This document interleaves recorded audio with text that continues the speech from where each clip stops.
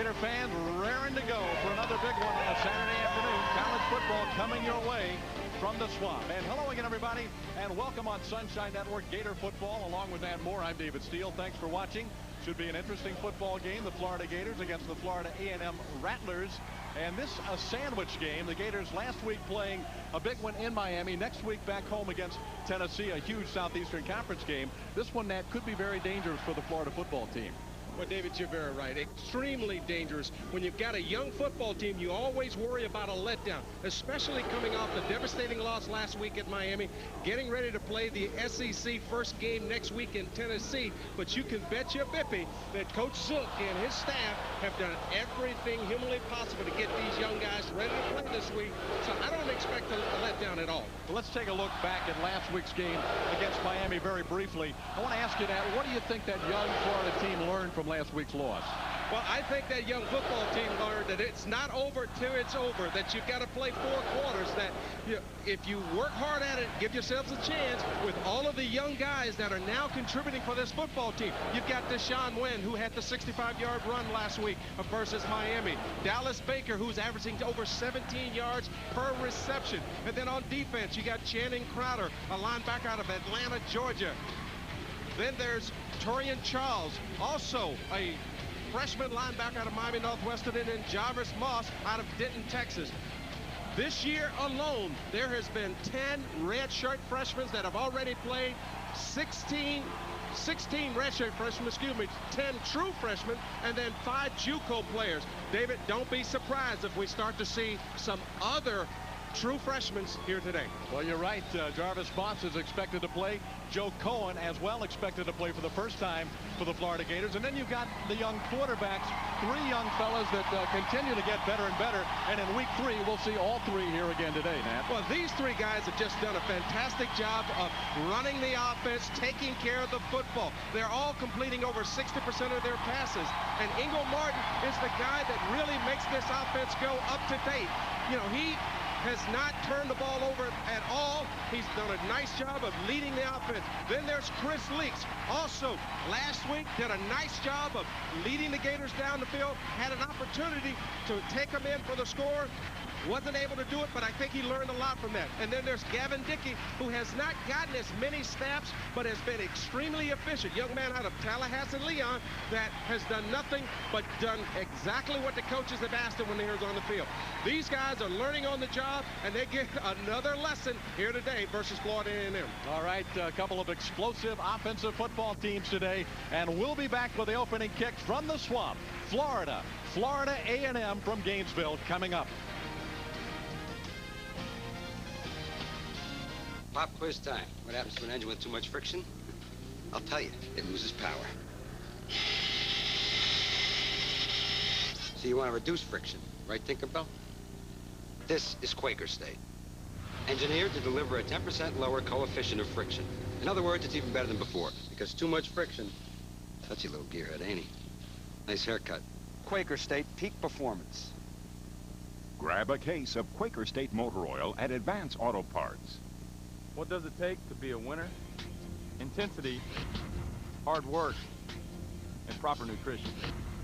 That's why I've made ProBites part of my everyday diet, because taking care of my body has let me pitch in the major leagues for 20 years. I know an all-star when I see one, and snack food just got healthy. ProBites, protein that goes crunch. So grab a bag and tell them the Rocket sent you.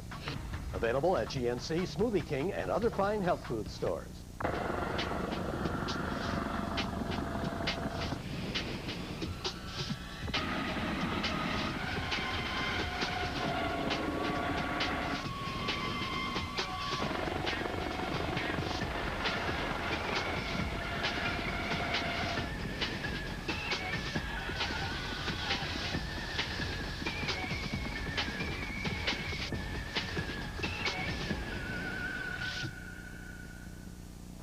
Says here male rhinos are highly aggressive and will viciously charge at what they see as more dominant. See what you got. Honey? In recent crash tests by the Insurance Institute for Highway Safety, the Toyota Tundra received the highest overall safety rating. Cool, huh, kids? Can we go see the elephants now? So it's tough when it comes to safety. Now get $1,750 cash back or 0.0% APR financing. You're watching the network that's first in Florida sports, Sunshine Network.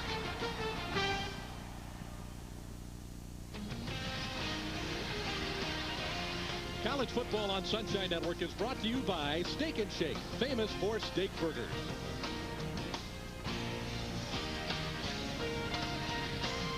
We are back in Gainesville, Florida. The Gators set to take on the Rattlers from Florida A&M University.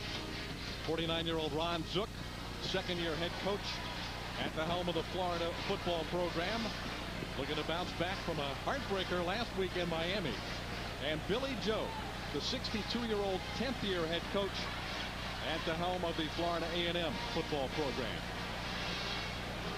And the fourth all-time winningest coach active in college football today. Just about set for the opening kick. Before the game begins, let's check in with the third member of our broadcast team on the field this afternoon. Here is Steve Babbitt. Thanks, David.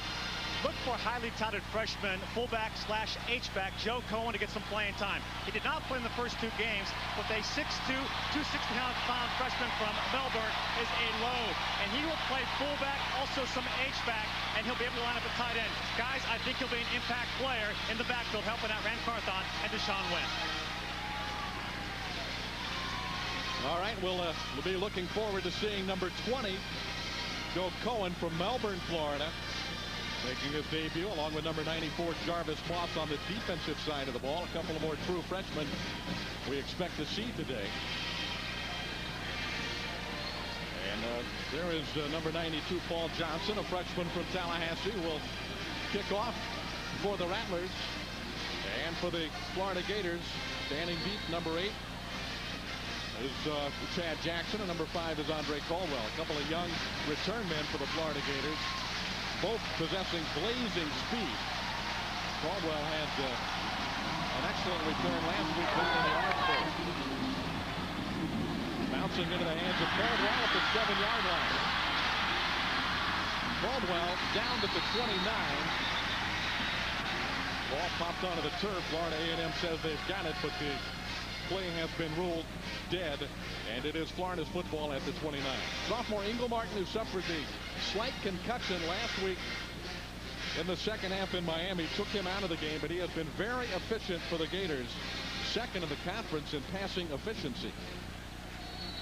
Has not thrown an interception as of game number 3, and operates out of the shotgun formation on first down from the 29.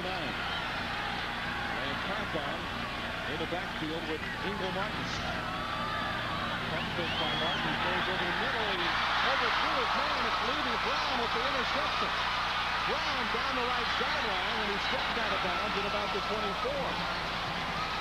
So Martin had troop open, but Levy Brown, a big play man in that FAMU defense, gets his 12th career interception at Florida A&M.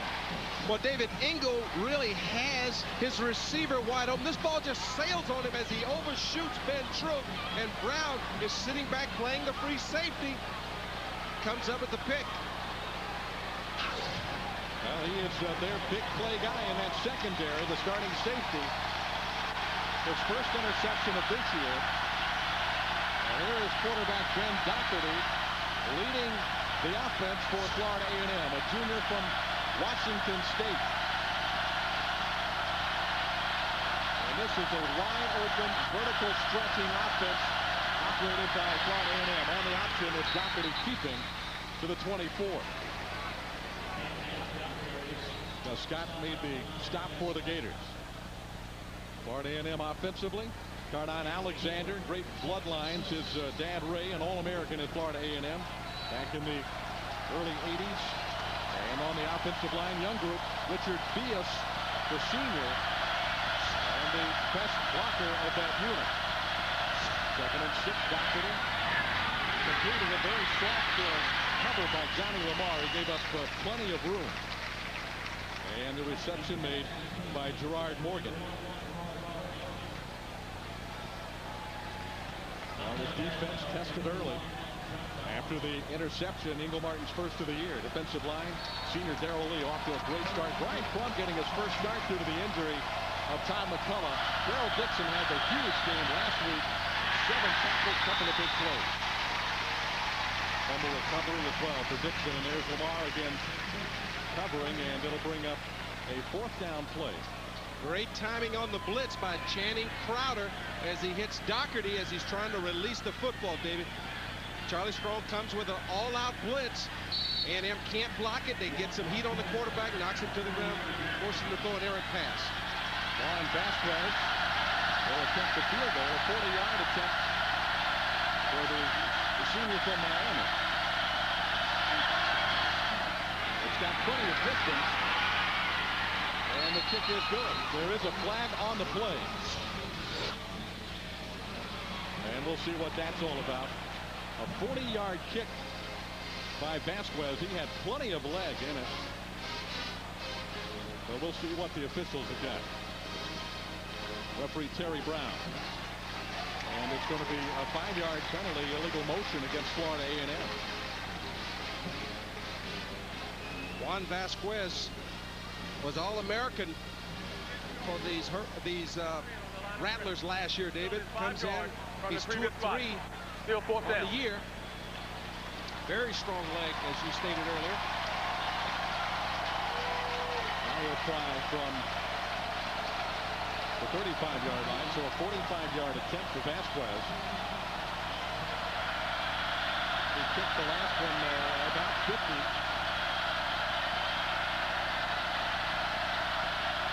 From the right hash mark. Good snap and the hold is blocked. Juwan Ratliff came screaming for and blocked it. And so the Gator defense holds after turning the ball over. Florida's offense. What a big improvement by this Gator special teams as Juwan Ratliff comes around the outside and basically just beats the ball off the kicker's foot. Well, great play by Ratliff, and the Gator defense holds. Florida takes the ball at the 34.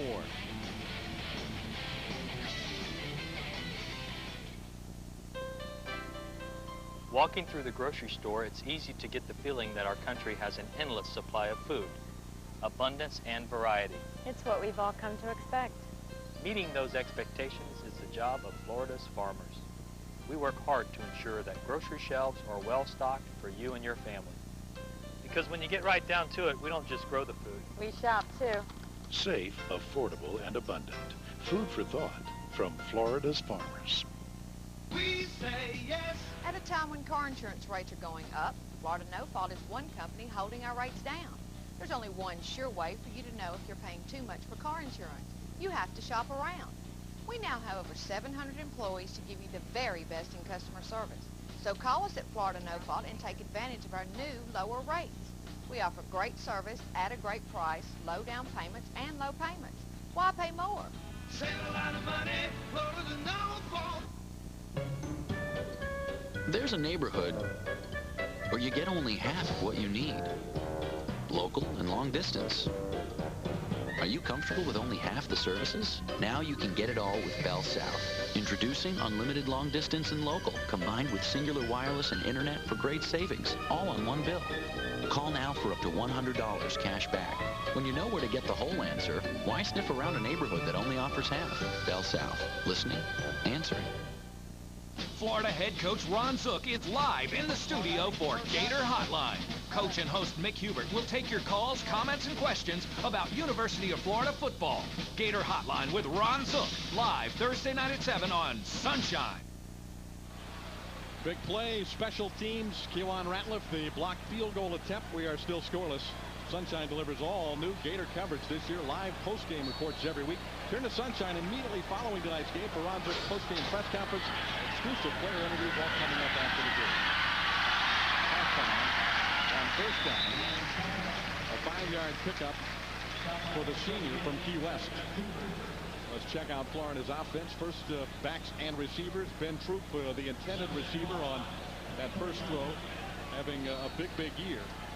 Shannon Snell playing great football on the offensive line. That offensive line for the Gators played exceptionally well last week against Miami. And Starks moving back out to left tackle.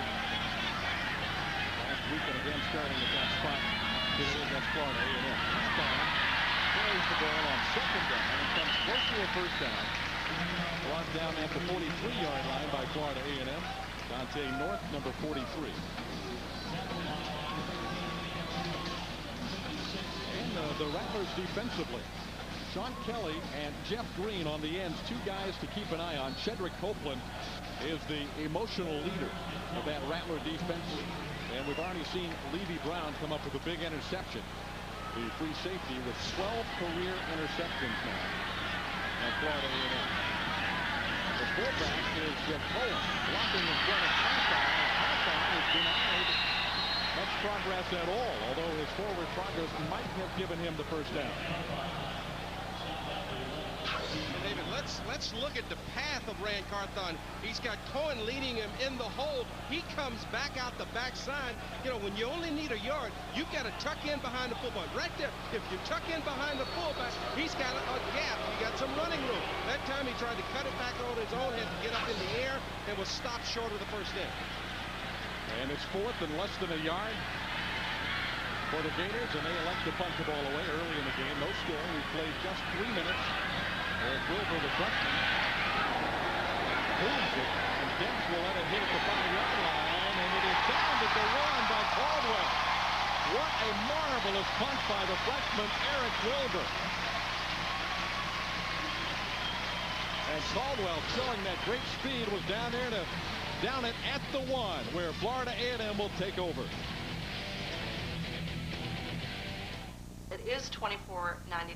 It's been marked down from $25.99. It's really a bargain if you call today. These stones are commonly found in Brazil and Australia. At Wachovia, we learn from the world around us and realize that nothing in life can be too convenient. Wachovia convenience, so you can bank anyway, any place, anytime.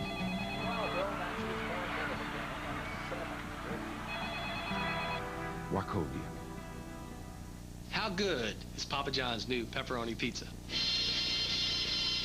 So good, our pepperoni is seasoned with our own special blend of spices. It's so good, we slice it thick and cover the pie. So good, sometimes I eat them straight.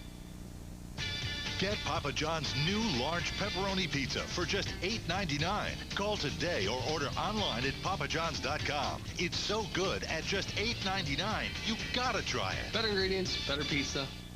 Papa John's. Hey, Gator fans, Sunshine has complete live post-game coverage from every Gator game. Turn to Sunshine for Coach Zook's post-game press conference. I'm also proud of our guys. I think they played extremely hard. You know, a lot of those guys had never been in a game like this, and we'll learn a lot from this game. And James Bates will talk to the stars of the game. Overall, we played a good game, but we just have to, fix the things that we messed up. Live Gator post-game Saturday afternoon on Sunshine. Back in the swamp, we are scoreless. 11:51 to play in the first quarter. Eric Wilbur, a 55-yard punt to pin back Florida A&M. UF, one of 4 schools, chosen to host the 2003 volleyball regional this December. So make plans now to help pack the O'Connell Center. Ticket information, call 352-375-GO-UF.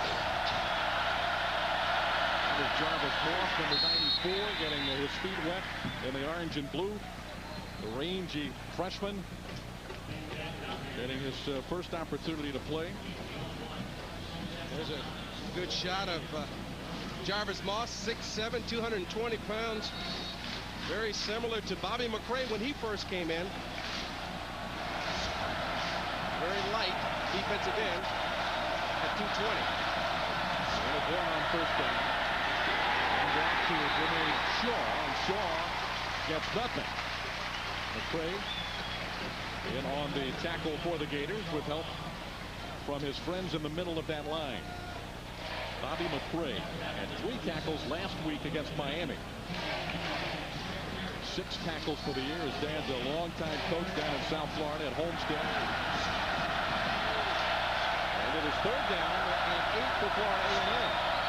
Dockery rolling in the end zone. And his pass is incomplete.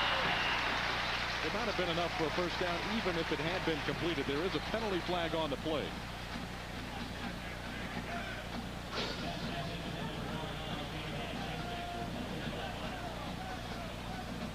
Referee Terry Brown.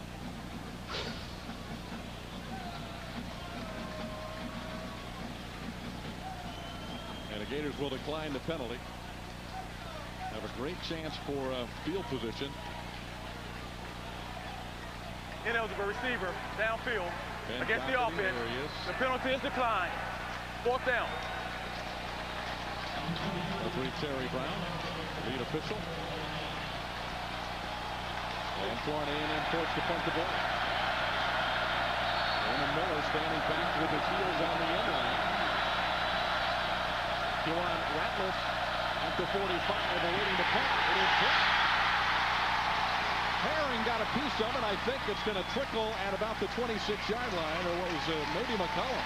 26 McCullum. I think you're right. Jermaine McCullum had a block in the first ball game where he came up the middle and was able to get his hands on it. This time he comes around the right side, and watch him just take the ball off the kicker's foot. Just a beautiful job by special teams. You know, when you look at the Gator this year, except for kickoff returns, they've done pretty daggone good on special teams. They've been excellent.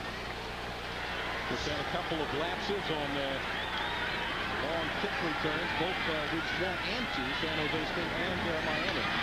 This is Deshaun Wynn bouncing to the outside, and Brown brings him down at the 17. Let's go to the field and Steve Babbitt. Rand Carthon, the last offensive series, he came out holding his right hand or right arm, came to the sideline. They've taken him into the locker room and checked him out. Deshaun winning the game right now, so we'll see if we can get more of an update on the situation with Rand Carthon. Thank you, Steve. Of course, Wynn ran for 100 yards last week on 8 carries in Miami. And you still have Jim Tavius Walker sitting there and Seatric Mason. So hopefully Rand Carthon is not hurt seriously, but you do have a bevy of backs. This week, the quarterback handing to Deshaun Wynn. We saw a little of this last week in Miami. His ability to continue to grind it out. Julian Worley had a couple of teammates help drag Wynn down, but reluctantly. Yeah, redshirt freshman out of Cincinnati, Ohio, Reading High School, that just keeps those legs pumping, dragging would-be tacklers for additional yardage. Freshman quarterback Chris Luke. Moving to Wynn, great blocking up the middle for Deshaun Wynn. He's all the way down to the 2. And David, what we're starting to see here with Deshaun Wynn is great movement by that offensive line as they're just getting a tremendous push, giving Wynn his choice of which hole he wants to run in before Shedrick Copley can make the tackle. But that big offensive line, those 300-pounders are now starting to take control of that offensive line. Gators hustle up to the line. Give to Wynn. Stacked up at the 2, passing 3, touchdown. Wynn puts it in the end zone.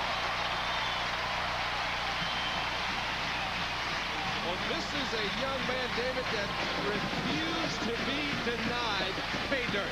This time he's got 2 or 3 guys hanging on to him. He sheds the tacklers, and he just keeps those legs pumping. If you want to be a great back, when you get hit at the point of attack, you've got to keep your legs moving. Right there, he keeps his legs moving, similar to what he did last week in Miami when he picked up the additional yardage for the first down, this time for a touchdown. He had the 65-yard touchdown run last week.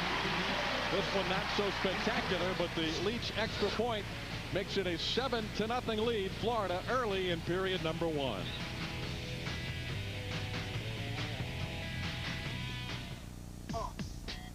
All together in sync, so competitive. Brothers to the core, we link, don't forget it. In bad times are good, friend or foe. If life's a game you play, then I'm 1 for 0. All day in the dirt, my sweat's my paycheck.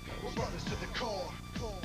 It's like 1 for all, and one should fall. Tight despite the weather and fight for one cause. We're brothers to the core, so please believe me. Never forfeit the game, my team needs me. No one ever said success would come easy, and that's when my friends step in with LOVE.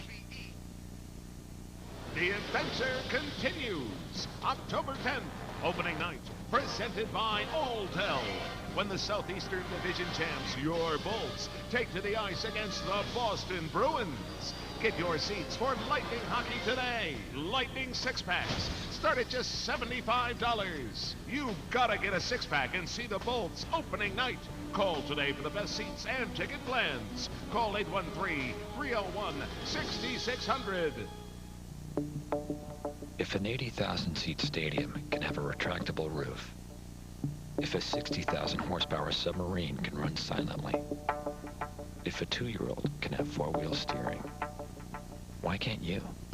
At GMC, our engineers don't just ask questions, they have answers.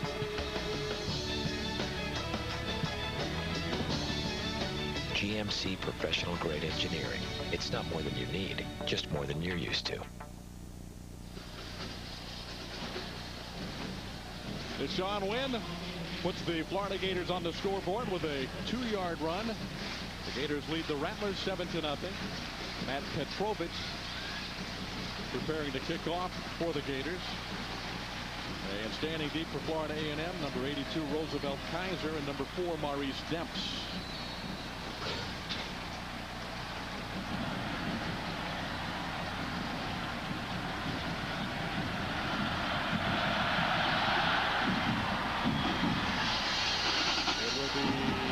From the 1-yard line. Gators have made a couple of adjustments on their kick coverage, and we'll talk about that as the evening wears on. Let's check to the sideline again with Steve Babbitt. Watching Deshaun Wynn last week with that 65-yard TD run and watching him on that last drive, I'm sure it reminds a lot of Gator fans of a previous running back at Florida that wore number 21, Fred Taylor. Size, speed, power, guys that know how to hit the hole very hard. Deshaun Wynn, a lot like Fred Taylor. Now, time will tell if Deshaun Wynn has a 3,000-yard career like Fred Taylor. Yeah, it's hard to tell which one is Fred Taylor there, David. Well, you're right. They really do look very similar physically. It's going back.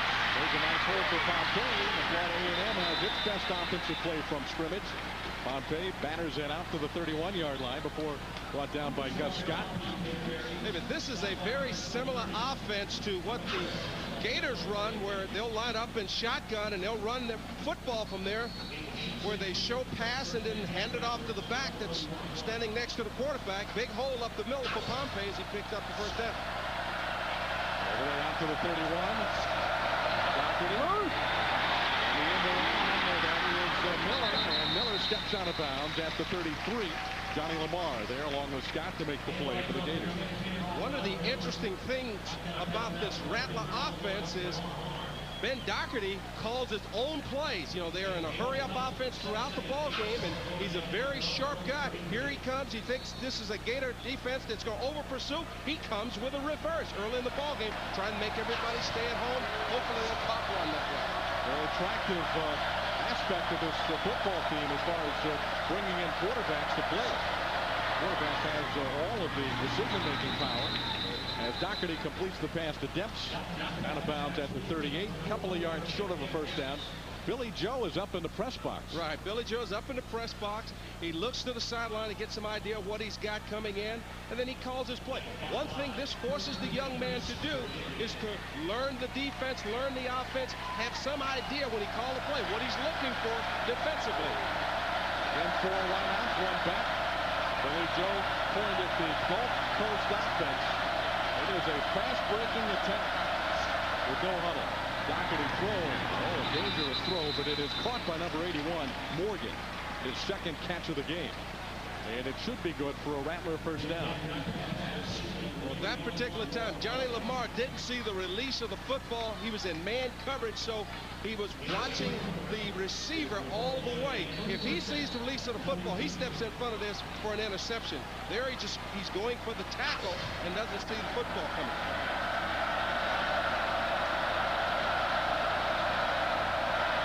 At their own 42. This time they put the around. Doherty loves to run the ball. Bounced out of bounds by Scott after a gain of 3. Doherty, he ran the ball last week. He's got over 100 yards in rushing the football. He had 94 last week in their game against Morgan State. Beautiful new press box on the west side of the football stadium, and Billy Joe is somewhere up in there. And that's his brother there, James Jimmy Joe, wide receiver coach, carries the title of offensive coordinator.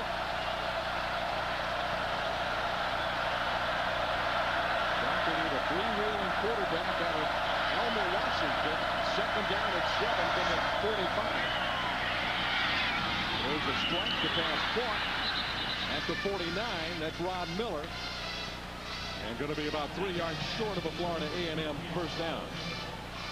They do a real nice job of spreading out the defense, trying to get the one-on-one, seeing where they've got the mismatch, and then it's up to Ben Doherty to figure out who's the guy that he wants to go to. Got a nice chess match going between Charlie Strong and quarterback Ben Doherty. Dangerous pass, but Alexander has the reception. And the first down for the Rattlers at the Florida 41-yard line.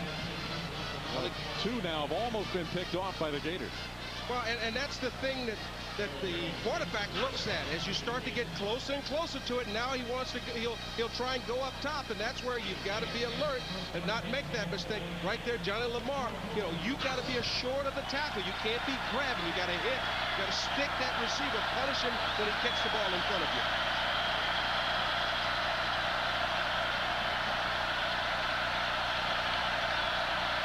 Rattler drive. This is the 8th play of the drive. And again, the short pass is caught for a gain of a couple. Lamar covering as Alexander makes the catch.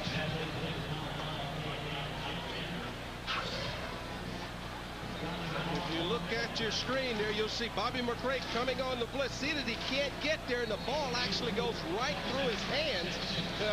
If he'd have been alert, reached up there and tried to pick it, he might have had his interception. First interception of the year. From the shotgun, Doherty optioning, tossing it to Pompey.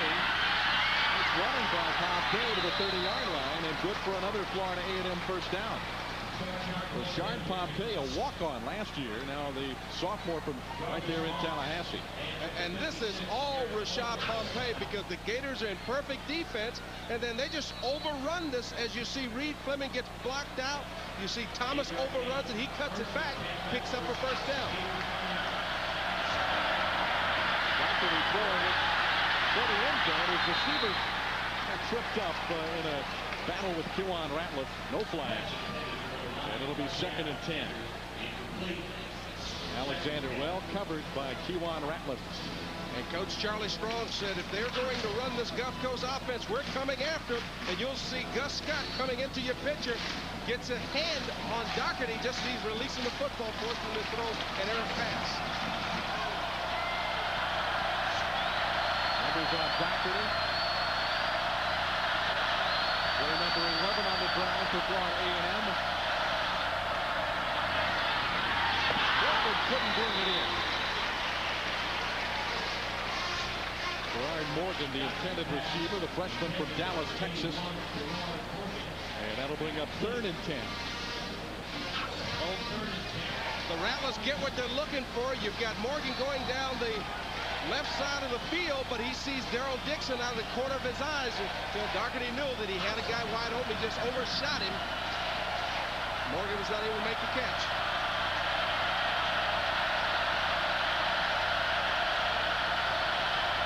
Down at 10, Gators bringing a blitz. Doherty rolling. He's got a man open toward the end zone, and it's overthrown and incomplete. Rod Miller had a couple of steps on Bailey. But Doherty was feeling the heat back there in the pocket, and he overthrew his receiver. And what we're seeing, David, is just the sharpness of this guy. This is really not a rollout. He's supposed to be a drop-back passer, but he knows he's got pressure coming from his backside, so he does a half roll, gets outside, but he's forced to throw it off the run where he's not able to set his feet, overshoots his receiver. The pressure he's adjusting to, but it's still not allowing him to set his feet before he throws the football. Florida A&M indecisive as to whether they would kick a long field goal or go for it on 4th and 10. They have decided to take time out. And it looked like they were running their field goal team up. They are coming on the field for the long field goal attempt. That'll be about a 47-yard try for Vasquez. Very impressive offensive drive, though, by Florida A&M. A nice job of just hitting the quick, short stuff. The receivers making sure the grab, getting the first downs. And then, as you see, when the Gators' defensive secondary started to creep up a little closer, all of a sudden they're going out and up. They're trying to hit the deep one. You know, that's one of the advantages of having the quarterback on the field calling the plays. He has a better sense of what's going on. Well, going to be a lot to talk about after the game tonight and after every Florida game on Sunshine Network press conference. This great new coverage. You'll hear Ron Zook, player interviews, all coming up after the game on Sunshine Network. Exciting new college football coverage each and every Saturday on Sunshine. This will be a 47-yard attempt. Juan Vasquez had one blocked. He hit one from 40 and then had one blocked from 45. This one has distance and the kicker is good. Vasquez, a 47-yard field goal for Florida A&M, and the Rattlers are on the scoreboard.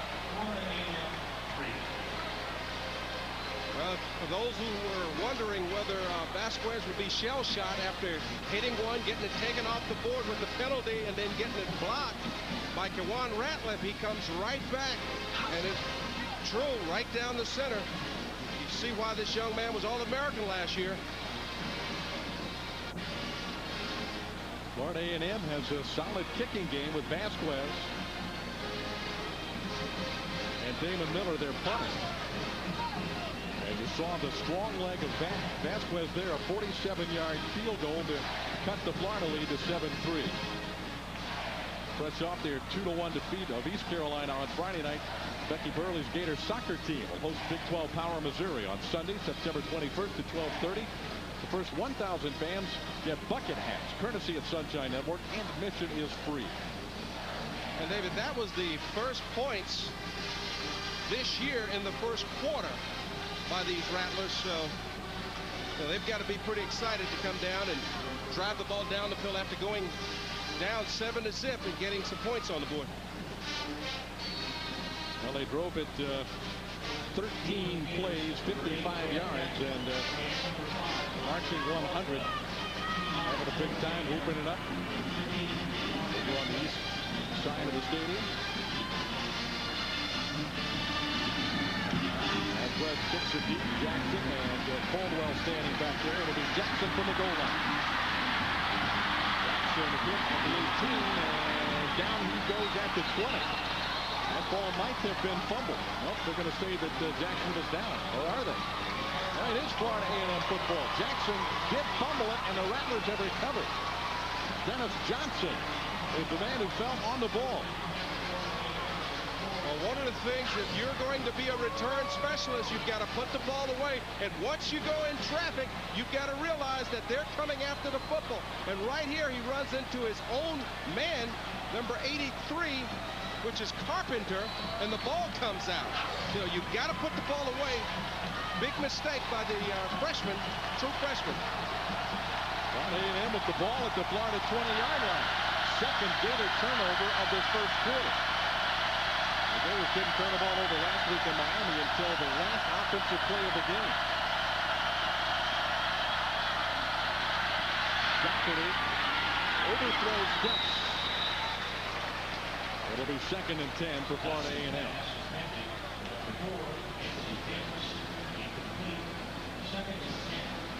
Well, the Gators have done a great job in the first 2 weeks not turning the football over, but a couple of mistakes here early.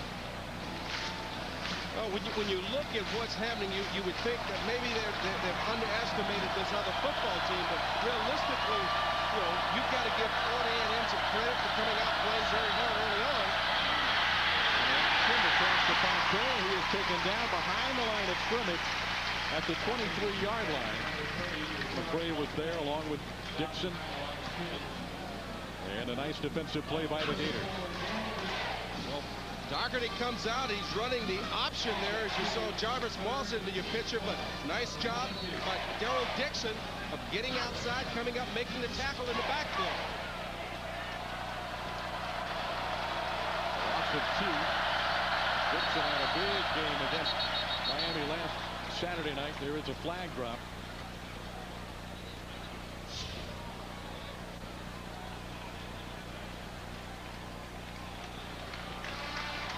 And a penalty against the Rattlers. They'll push them back 5 yards. illegal substitution against the offense. The penalty 5 yards from the previous spot. Ball spotted Still at the third down. 47. We've seen that call more, I think, in the first 3 weeks. After we probably saw it all of last year. That is substitution. The tough part about it, especially for a team like the Rattlers, is that they don't go in a huddle anyway, so you don't know coming in or coming out, who's supposed to be on the field. So you can end up with 12 men on the field as you're running a guy in, and you get called for it. Working quickly offensively. Pass is caught by Alexander. Rattlers puts him up at the 19. Back to the original line of scrimmage. And David, I really like what Juan Ratliff did on that particular play versus Alexander. He knew that he needed 17 yards. This time, he catches the ball in front of him. He waits for the receiver to commit before he comes up and makes the tackle. A lot of time a defender comes running up trying to make a big hit. Guy slips by and picks up the first down or the touchdown. As Friends will attempt a 36-yard field goal to start the half. But the kick is up, and the kick is no good. So he hit one from 47, but he misses from 36, and the score is still 7-3. Here's another look, a little pressure, a high snap. Juan Ratliff coming around, and Vasquez saw him out of the corner of his eyes, sort of rushed it, trying to get it up in a hurry to keep from getting it blocked, and pushed it wide right. The Gators have dodged a bullet on both turnovers here early in this ball game, David, where the defense have come in and been able to stop them, force them to settle for field goal tries, one being blocked, one missed. So. Martin back operating the Gator offense on first down from the 20-yard line.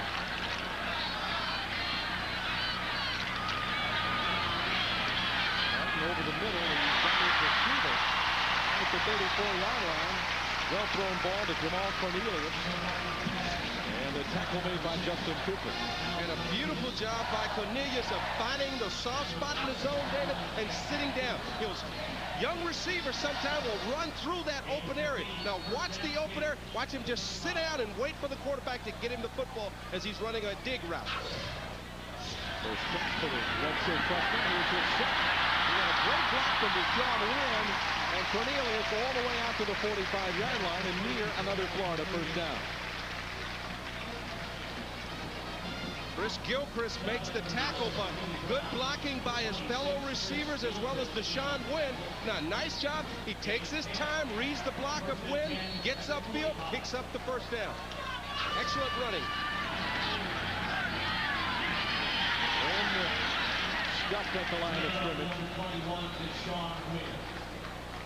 Give him a yard out to the 46. Number 6, Jason Grace, made the tackle. Along with number 56, Big Leon Scott. David, when you look at this Rattler defense, you've got the defensive ends all about 230. You've got two big guys in the middle, and then the rest of the secondary is all smash. Even the linebackers are 205, 210. Very quick. Caldwell with the catch. He dropped the ball, but after he was out of bounds and had possession, so a 5-yard play to midfield. Well, as Engel is getting outside, he gets pressure from John Jones, and then he's able to get rid of the football, gets it to Caldwell. Caldwell catches the football. It's knocked loose after he steps out. It's the old saying, nothing happens to a sleeper but a dream. They're down at 5. The big tight end to the 25 of Florida A&M. Well, this will go down as a completion from Engel Martin to Ben Troop. But as you look at this pass, watch Troop go up and take this football away. Benjamin Johnson was sitting there, just knew he had an interception, thought this was going to be a high toss. And Troop goes up, shows that acrobatic skill, makes the catch for the first down. Raiders have 3 wide to the left. Kelvin Kite split wide to the short side of the field on first down. The option and pitch to Deshaun Wynn. Gets tackled inside the 20 to the 18. Well, I tell you, this young man, Deshaun Wynn, he is a load to bring down because each and every time he touches the football, he's going to break 3 or 4 tackles. Got good, strong legs. He's 224 pounds. Just runs through would-be tackles. You cannot bring him down with an arm tackle as he refuses to go down easily. Hands off to Faison up the middle. Seattle Faison to the 6-yard line.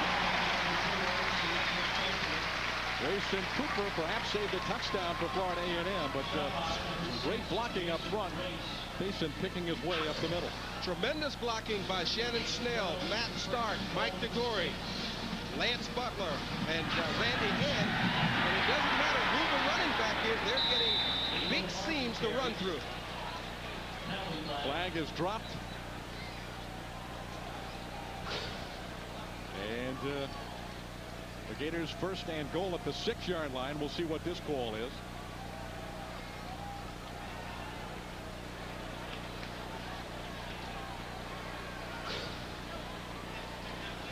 Illegal substitution again against Florida A&M. So the ball spotted halfway to the goal line. Illegal substitution against the defense. The penalty is half the distance to the goal. No first down. Well, spotted between the 2 and 3, and it'll be first and goal for the Gators.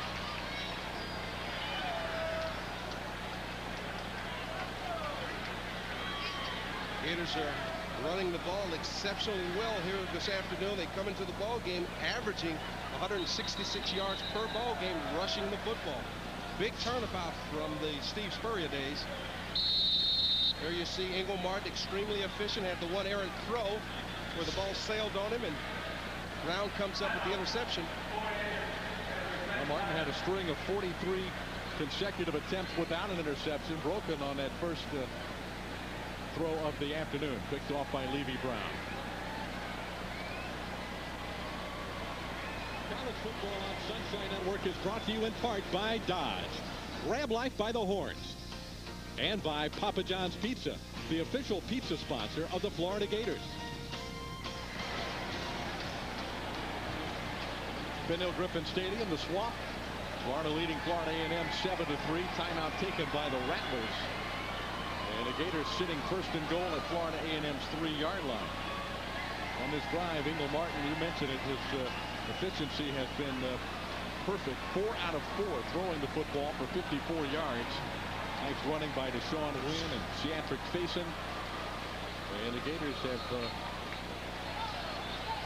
been able to withstand a couple of early mistakes, a pass interception and a fumble, and only given up 3 points so far in the game and trying to take on their second touchdown. Baumgartner's offense moving the ball all the way to the 3-yard line of Florida A&M. Joe Cohen is in at the fullback position in front of Faison. Hands off to Faison, he's up the middle, and in for the touchdown.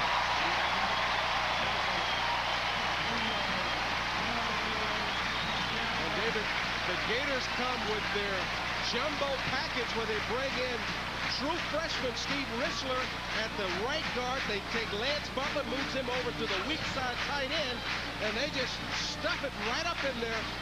Nice job by Seatric, staying low, running through the arm tackle for the touchdown. Faison, the sophomore from Neptune Beach, gets his first career touchdown for the Gators. Now snap, John Morton puts it down, and Matt Leach puts it through. Leach still perfect. 13 out of 13 this year, an extra point try. And a nice job by Sean Martin of handling the high snap and getting it down so that Matt Leach could kick it through, baby. Leach has not missed a field goal either. He's perfect 5 out of 5. Let's take another look at that touchdown. If you look at the left side of your screen, good blocking at the point of attack. There you see Steve Risler actually coming on a track block, clearing the way for Seatric Faison. And the Gators get set to kick off to Florida A&M. I mentioned earlier that the Gators have made a couple of changes in kick coverage. Let's go to the field and Steve Babick. Well, after last week's big kickoff return, 97 yards for a touchdown by Miami, then on the next one with 68 yards, Mike Woodford, who coaches the kickoff coverage team along around, so realized they had to revisit that area. A couple of changes were made personnel-wise. D. Webb, freshman from Jacksonville, who hasn't played because of a bad ankle, he's on the kickoff cover team. So too is backup fullback Billy Latsko. But you know what? Mike Woodford and Ron Zook both agree. Special teams, a lot like offense and defense. It's about effort and execution. And if those guys understand that, they'll make plays. They said that a lot of the young kids thought they were running fast. They didn't realize you got to run faster. Back up to you guys. Ron Zook told us really there's not much you can do scheme-wise with kick coverage. There are only a couple of different things. It's, like Steve said, it's more about effort and just being able to get off your block and make plays. Yeah, you've got to make it up in your mind that you're not going to let anybody block you. You've got to get off your block. You've got to beat your man and get in on the play. And, you know, so far this year, the special teams kick cover has been giving up over 29 yards per return. A 97-yard touchdown run, a 63-yard return versus San Jose State, and a 68-yard run versus the Hurricanes. So, you know, they got to get better, and Ron Zook is doing everything he can, along with Coach Woodford, which includes changing personnel sometimes. Well, Probich doesn't give Florida A&M an opportunity to return this kick. And Ben Doherty from the 20-yard line, going on first down. Dante has a lot of room and blockers in front of him. And the sophomore is tripped up at the 37. Well-executed play by the Rattlers. They get big yardage on first down. And, David, where do you think they saw this play? One thing in football that happens, if you see a team before you run a play and have great success, remember last week the Hurricanes brought everybody over the one side and screened the ball back to the tailback on the other side. Here you see it again, and the Rattlers able to pick up a lot of yardage off that play. To the 19, to be exact, at 1st and 10. And penalty flag is dropped. There's movement along the line. And the Rattlers appear to be expecting a 5-yard penalty. Darrell Lee jumped across the line of scrimmage, but someone moved on that FAMU line. Prior to the snap, ball start against the offense, movement in the offensive line. The penalty is 5 yards from the previous spot. Still first down. David, this is a team, the Rattlers, that come in here averaging 9 penalties per ball game, and at the rate they're going to break that record in the first half. 1:37 to play in the first quarter. It is 14, Rattlers 3. Doherty's throw is caught by Miller, and a flag is dropped after the ball was run out of bounds by Miller. Maybe a late hit on the Gators.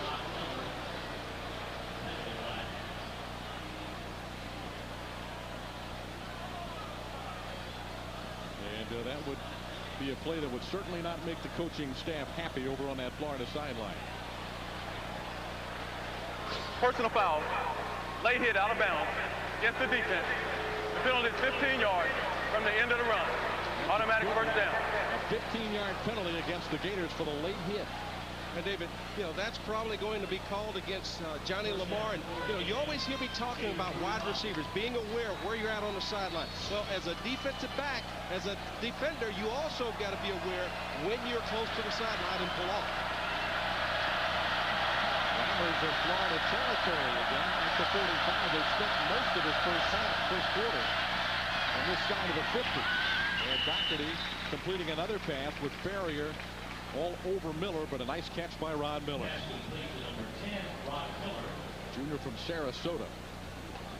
Off to a good start, achieving the football. He and Alexander both with a couple of catches apiece. Has one touchdown to his credit as well. Number 41, 2nd down for the Rattlers.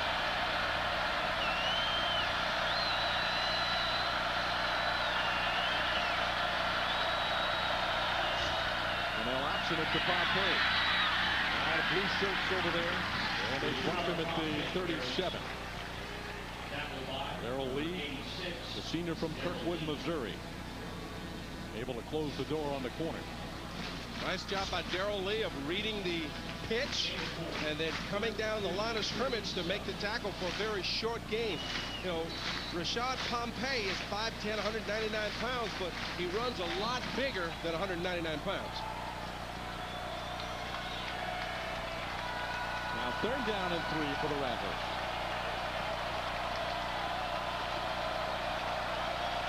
And time ticking away in the first quarter. That will be the final play of the quarter. So after one period, the Gators lead the Rattlers 14-3 here in the Swamp in Gainesville, Florida. Ron Zook's ball club trying to battle back after a heartbreaker last week, getting some big plays defensively after surrendering good field position. The Rattlers keeping it interesting, however. Florida with a couple of touchdowns in this first period and leading it 14-3 after one quarter from the Swamp.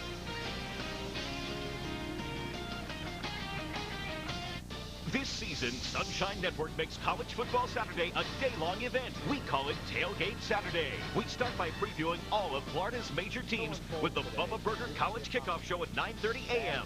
Then, we pick up where the networks leave off with all-new post-game coverage of every Florida and Florida State game. Finally, at 10 p.m., we recap the day's games with the Tailgate Saturday Football Wrap. From your morning coffee to your late-night snack, Sunshine Network is there with the all-new Tailgate Saturday.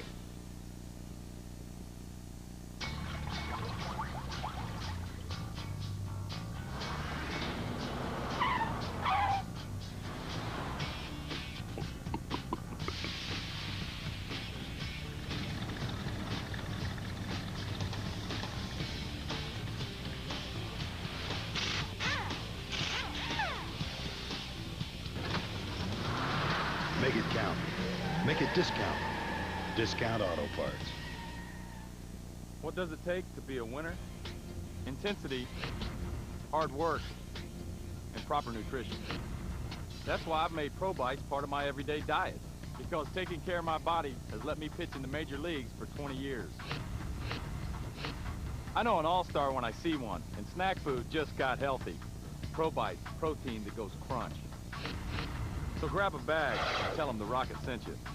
Available at GNC, Smoothie King, and other fine health food stores.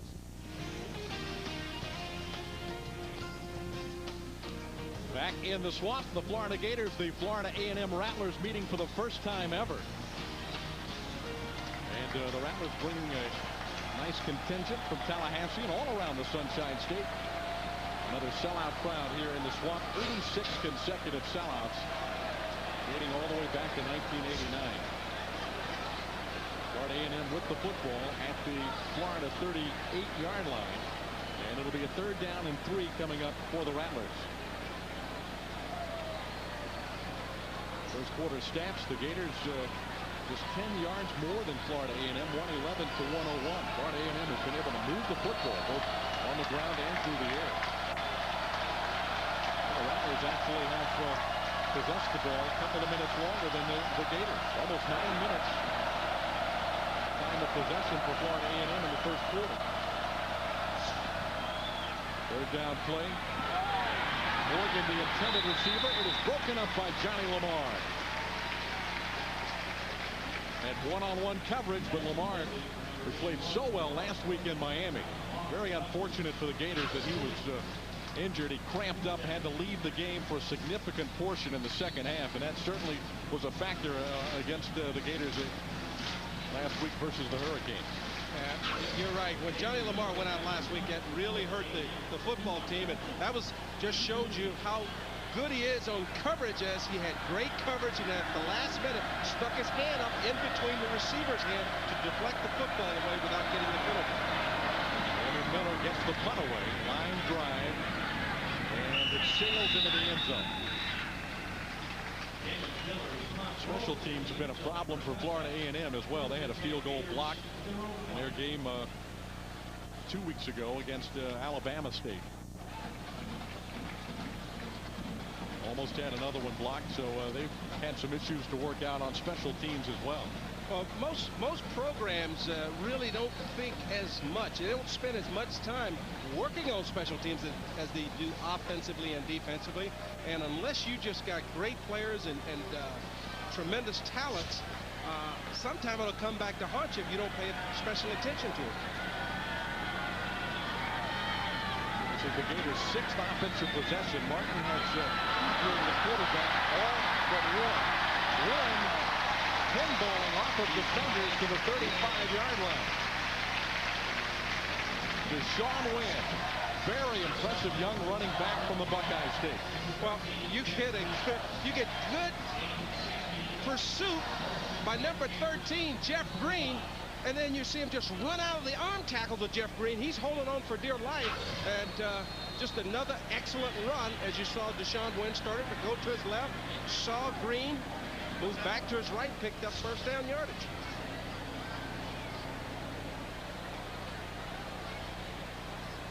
Timeout, Florida A&M. It is a third and final timeout. Third and final timeout taken by the Rattlers. Florida leading 14-3 and driving the football early in the second quarter. Oh, wow. Look at that. It's the new Tacoma. 4 doors, seats 5, 61-inch bed, fender flares. Thing can tow over 2 tons. Honey? No, really. Can tow over 2 tons. Not to mention carry almost a ton in the back. It's amazing. Get over it already. Now get $750 cash back on all tough and rugged 2003 Tacoma models.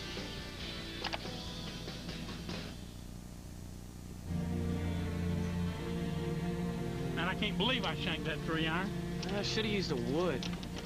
I don't guess you mean Osmos from Great Southern Wood, the lumber with a lifetime warranty. Where is that? There it is. I think I can get it close with a wedge. Nah, I'm thinking 9-iron. Oh, 4! So remember, if it doesn't say Osmos on the yellow tag, believe me, you don't want it. Scott Brantley, Gator football great. Hey, Gator fans, I'm here doing 2 of my favorite things. Eating Edie's Gator ice cream and fishing in the Keys. Fishing, okay, but Edie's? Come on, Scott. Reptile Ripple's the best. Vanilla and chocolate ice cream with a caramel swirl. The blue candy footballs are new this year. Delicious. Plus, Edie's is offering one Gator fan a trip to the Keys to go deep sea fishing with me. For a chance to win, go to your local Publix and pick up some Reptile Ripple. Edie's, give them the good stuff. Gators leading 14-3. 14:31 to go in the second quarter. On a 1st and 10. Reverse to Carlos Perez. Yeah, oh, what a nice tackle over there on the far side of the field by Julian Worley. Let's check with Steve Babbitt. Just an update on Rand Carthone. No sign of his return. They took him into the locker room, I think, for x-rays. Again, he hurt the right side. It could either be the right arm area, the right shoulder, maybe the ribs, but they took him inside to check him out. Deshaun Wynn, the starting back right now. Hey, guys, he finished second as the best player in Ohio to a guy who's pretty good, Maurice Clarett. Yeah, you wonder if Ohio State had gotten both of those guys, and Wynn would be running the ball for Ohio State this time. Troop with his second catch of the evening to the 43. It'll be 3rd down and 3 for the Gators. I tell you, when Ben Troop catches the football and turns upfield, you know that he's going to take a couple of tacklers with him for additional yardage as he comes forward, comes up to a few yards short of the first down, but excellent run after the catch. 3rd down and 3. Quick toss to Kelvin Campbell. Caught from behind at the 34. He slipped past Edward Kwaku, and then 3 or 4 Rattler defenders had to chase him down from behind. Well, this is what you hope to get. Your number 1 receiver, Kevin Kites, caught the most balls this year, one-on-one on any defender. And right there, he jukes Edwards, picks up about 20 yards, giving the Gators another first down. Nice recognition by Ingle Martin. Offensive coordinator Ed Zonberger. They had Kite isolated over there on that left side. Deshaun Wynn up the middle to the 29. A gain of 5 on the first down play. So the Gators have been very efficient, Nat, on first downs this year, averaging, I think, about 8 yards per play on first down. which really is kind of puzzling, though, David, when you think of how well they move the ball on first down, that they're not even more efficient on third down. They come into the ball game averaging only 35.7% on third down conversion. So you know that they're going to be in good third and short situations and have not been able to execute. We're going to have another third down and short. Ingle Martin scrambling out of bounds at the 29. John Edwards chased him along with Copeland. It's closer to 7 yards on first down, but that's still that's a lot of yards on first down. Well, it's still a good third and medium to third and short situation, and as you look at your graphic where the Gators only converting 36% of the time, here's an opportunity for them to continue to improve. As a young football team, you start out a little slow, but you hope to get better. Well, they converted a third down a moment ago with a play action by Martin, and he throws the ball behind Ben Troop. That'll bring up fourth down, and Matt Leach and the field goal team coming on. Well, Levy Brown had the coverage, but when you look at that play, what hurt Ingle Martin that time is he never set his feet, David. He had the happy feet. He's moving, he's looking. He doesn't see a receiver open, and then all of a sudden Ben Troop is wide open, and he rushes the throw trying to get the ball to him, throws it behind him. This would be a 46-yard field goal, and Leach is still perfect for the year. 6 out of 6 field goals for Matt Leach this season. There is a penalty flag on the play.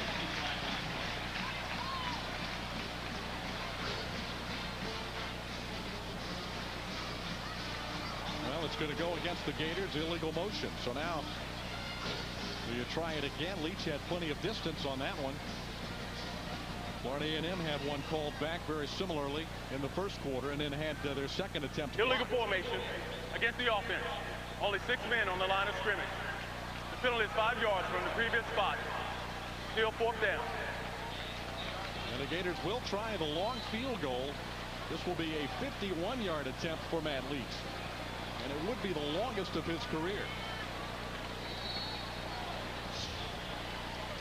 Matt Leach, 51-yard attempt.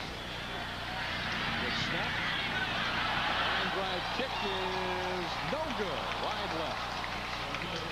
And David, how many times have you seen that where the field goal kicker knocks it right through and then it's taken off the board for some reason or another, and then the next time, for whatever reason it may be, psychological, bad snap, bad hole, they're not able to convert. And from the looks of things, Ron Zook not very happy with his offense for not having 6 people up on the line of scrimmage on that first field goal attempt.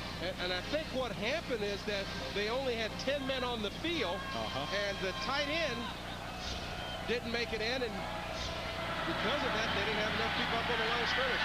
Doherty chased down from behind by Moss. Jarvis Moss, the freshman out of Texas, makes the play from behind, showing some great speed. Sunshine delivers all new Gator coverage this year. Live post-game reports each and every week. So turn to Sunshine immediately following tonight's game for Ron Zook's post-game press conference, as well as exclusive player interviews. Live Gator post-game tonight on Sunshine. With Watson at the anchor desk. Tailgate Saturday, along with Brady Ackerman. The give is to Pompey, and he is wrapped up shy of the first down. Gus Scott, Jarvis Moss combined to make the stop on Pompey.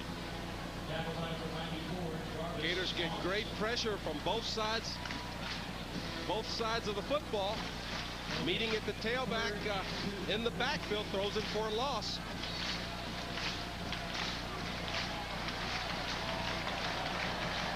That brings up third down and 2. Doherty, hard-nosed junior out of Washington State. He suffered a broken finger earlier in the season. In the game against Morgan State, he was able to still hang in there. Broken up on the play by Johnny Lamar. Cardan Alexander, the intended receiver, but Lamar was there. This ball was a little high, gave Johnny Lamar a better opportunity to get up and knock the ball away, because this is a ball that's catchable, but because it's high, the receiver's not able to pull it down right away. Johnny Lamar gets in, knocks it away from Alexander. Damon Miller back to punt again. Dewan Ratliff standing deep at the 15-yard line.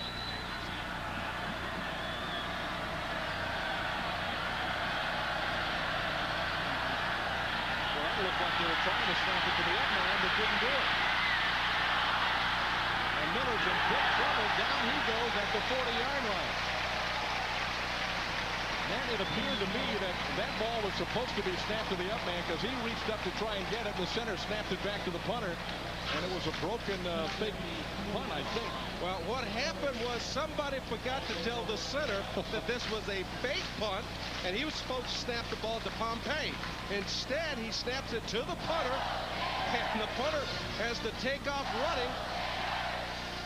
But the Gators have too much speed on that special teams unit where they're able to come out and make the tackle before he can pick up the first down. Chris Leak back at quarterback for the Gators. This will be his second series to operate the Florida offense. Hands off to Seattle. Face on, back into the outside of the 25.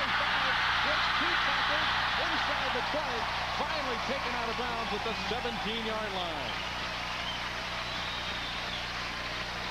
But David, you never want to see a running back like Rand Carthon get injured. But if you do, you need to have backs like Cedric Faison, Deshaun Wynn, Jimtavius Walker, guys that refuse to go down. Great runners.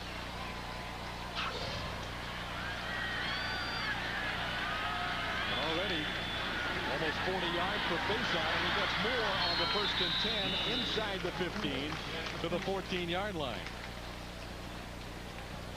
Freshman quarterback Chris Leak getting his second opportunity to operate the controls of this Florida offense this evening. You see his numbers, 19 out of 29 through the interception late in the game last week in Miami. As Florida tried to drive down the field and pull out a victory. Faison, big gaping hole, tripped up at the 10. A touchdown saving tackle by Jason Grace. David, this offensive line with Mike DeGore, Shannon Snell, Lance Butler, good lead block by Cohen, just open gaping holes for these Gator backs to run through.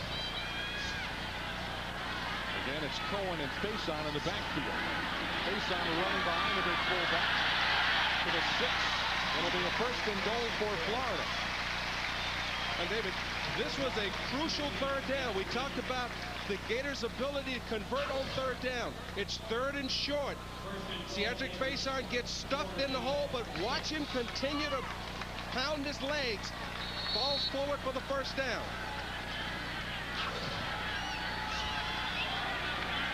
On the 6, Faison, the lone running back. And gets the hand off from Leak. Nothing doing there as Green came up and quickly made the stop for the Rattlers at the 7-yard line. Jeff Green, number 13. He was all MEAC last year.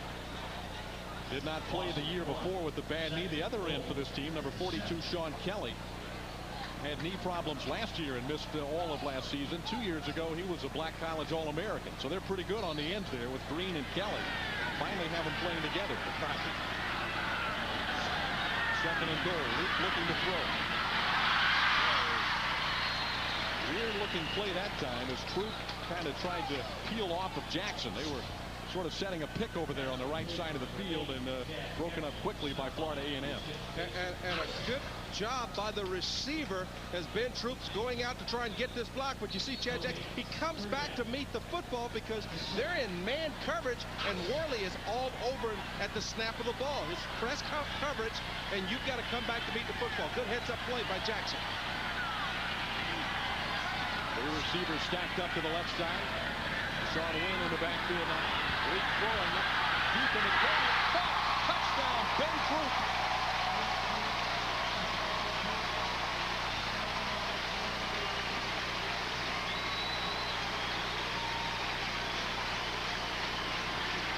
Well, David, Take a good look at this young man. He holds the safety in the middle of the field. Now he has a shot where he can throw the ball to either Deshaun Wynn out in the flat, or he can go to Ben Troop. He looks the one defender off that's in between the both of them, and then throws the ball up and over to Ben Troop for the touchdown.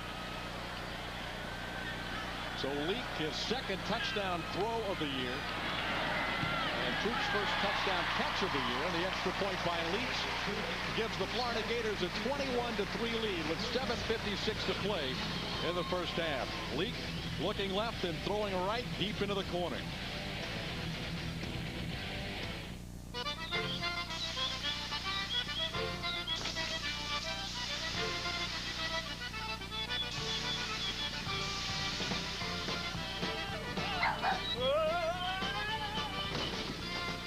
Never bite a burger better than a Bubba, or I'm not Bubba Eves. Available in original, sweet onion, reduced fat, or certified Angus beef. Bubba Burgers, your anytime meal solution. You'll never bite a burger better than a Bubba.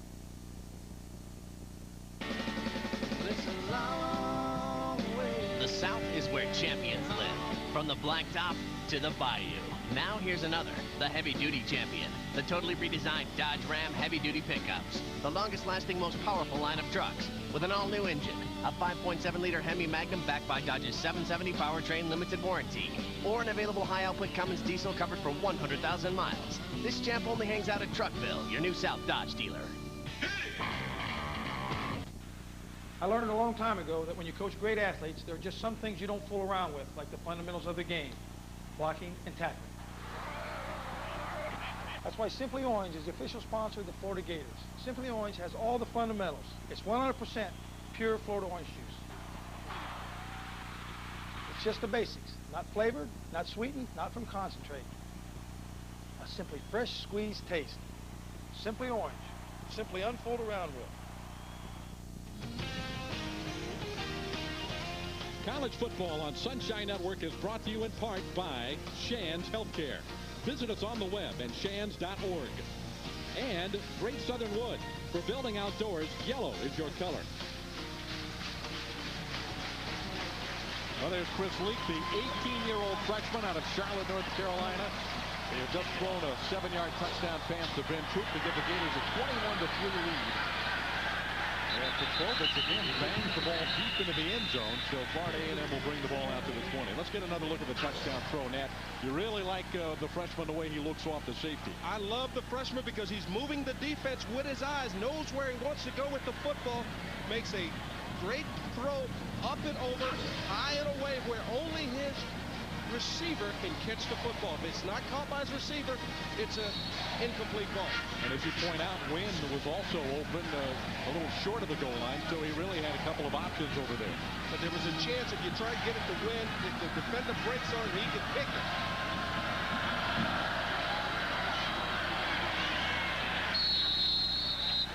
New quarterback for Florida A&M is Tony Scott.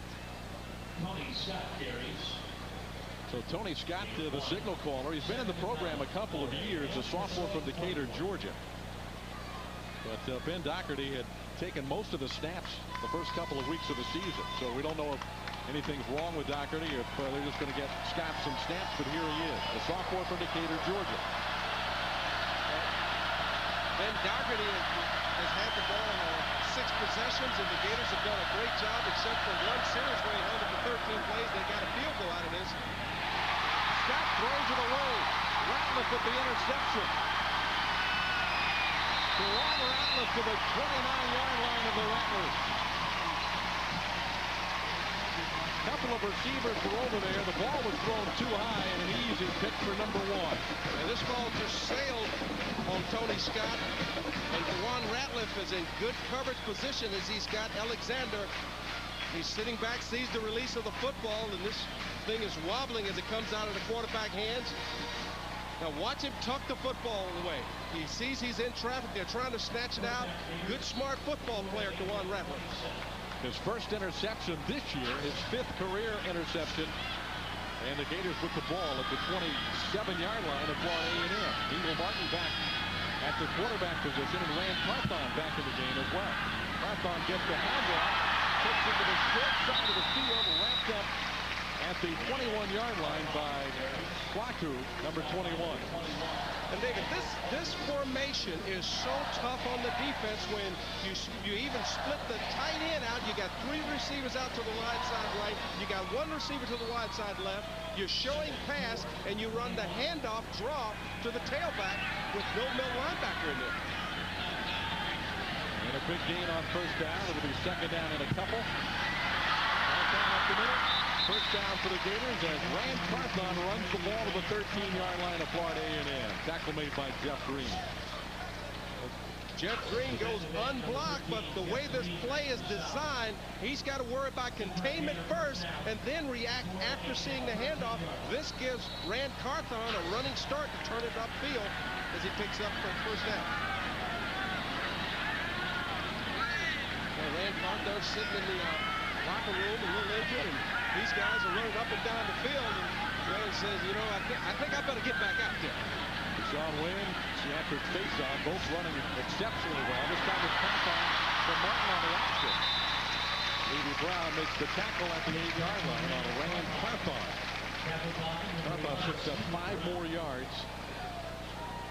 Little option route, option being ran by the Gators as Engelmark comes out, runs the option, pitches the ball to Rand Carthon, picks up 5 yards before he's tackled by Levy Brown, the All-American safety. Carthon again. Penalty flags are thrown as Carthon is dropped at the 5. Brown again on the play for Florida A&M. A program that is headed for Division I next year.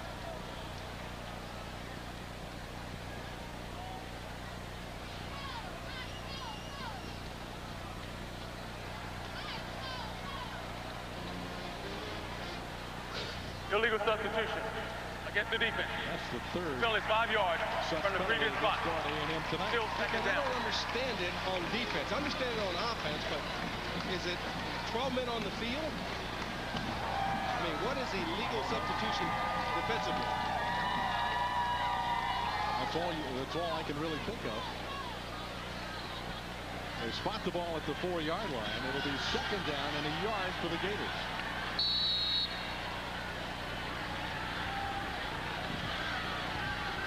After the interception by Rattler, Florida trying to march it in for 7 more. Leading 21-3. Touchdown.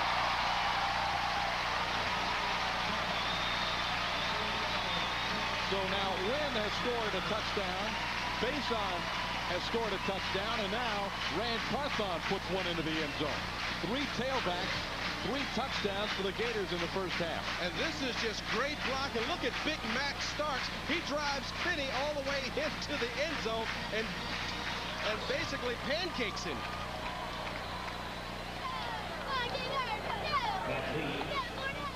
Very impressive running attack by the Gators in this first half. They take a 27-3 lead. And Matt Leach will attempt his 4th extra point of the game. It's good. And Florida with 5:20 to play in the first half leads the Rattlers from Tallahassee 28-3.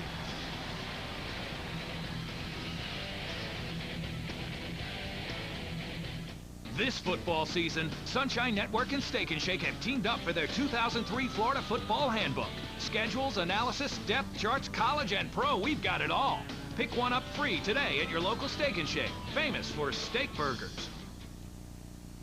Can't get enough of the Dolphins? Every Monday, catch up with head coach Dave Wanstead during the live Dolphins news conference. He'll review Sunday's game and tell you who's injured and who's not.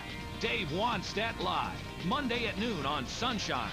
Hey Gator fans, immediately following UF's SEC matchup with Tennessee, tune in to Sunshine Network for live post-game coverage. I will learn a lot from this game. Gator postgame live from the Swamp, Saturday afternoon on Sunshine. If an 80,000-seat stadium can have a retractable roof, if a 60,000 horsepower submarine can run silently, if a 2-year-old can have 4-wheel steering, why can't you? At GMC, our engineers don't just ask questions, they have answers.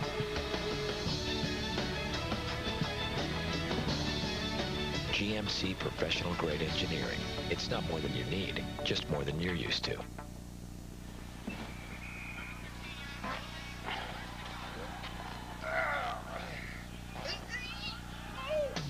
Things always seem to work out when you use the Sprint Yellow Pages.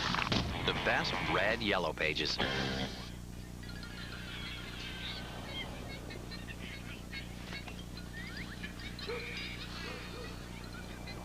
Truth is, you'll find virtually everything in the Sprint Yellow Pages.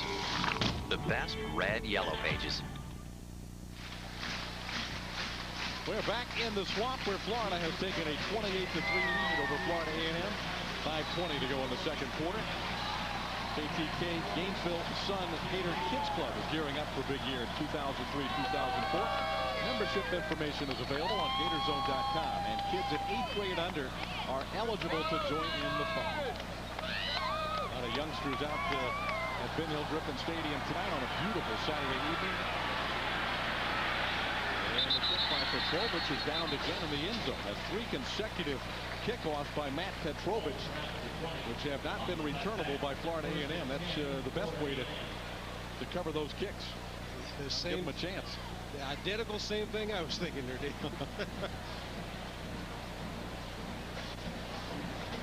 Florida A&M with the ball. And again, it'll be Tony Scott at quarterback. You have to wonder about the availability of Ben Doherty. Scott to an interception on Florida A&M's last possession.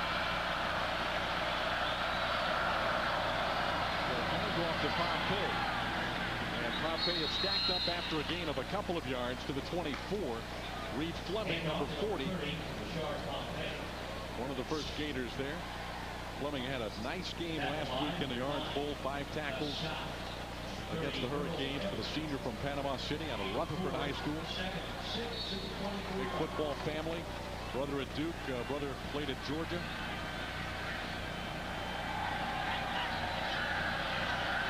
This is our first start in his Gator career. That's Miami. That's the 2000 recruiting class.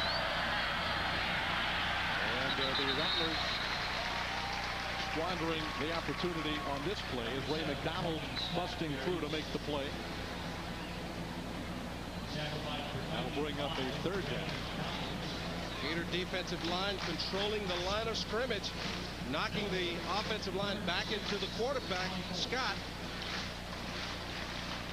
Nice job by Ray McDowell, Mo Mitchell, Darrell Lee, Bobby McCray, also Travis Harris. The last time Scott threw the ball, he sailed one into the hands of Keelan Rattler. He's going to try it again, getting pressure. Now breaking free at the 20. He spun away from nobody. And Everett came up and made the tackle. I love the way you said that. He knew Earl Everett was coming. He anticipated the linebacker coming after Earl Everett, so he spins away. Ray McDonald flushes him out of the pocket. Now watch him as he sees Everett coming. He tries a spin move on air. He defeated Air, but not Everett. Oh. And Miller will punt the ball away. Rattler standing back at the 40-yard line. Earl Everett, another one of those All-American freshmen, true freshman, getting an opportunity to play this afternoon. Beautiful punt by Miller. Rattler backpedaling all the way to the 25.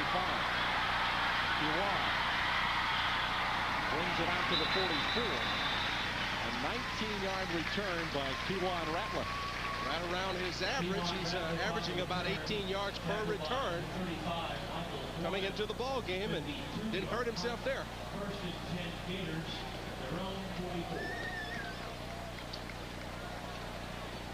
Coming up in a few moments at the half. A lot of folks tuning in to watch the bands tonight. Of course, Florida A&M's fabulous Marching 100. And we'll bring that to you here, as well as the Pride of the Sunshine marching band. And of course, Nat and I will have first half stats and highlights from the swamp. Dumps the ball to Deshaun Wynn. And breaking tackles across the 50. Brought down at the 46-yard line. Well, David, I'm going to tell you what Deshaun Wynn did wrong there. all afternoon, he's been just running over defenders. This time he gets there. He's got Justin Cooper one-on-one. He's got him in his beam light, and he tries to put a move on him and slips down. Just run through the guy. I mean, you are a powerful back.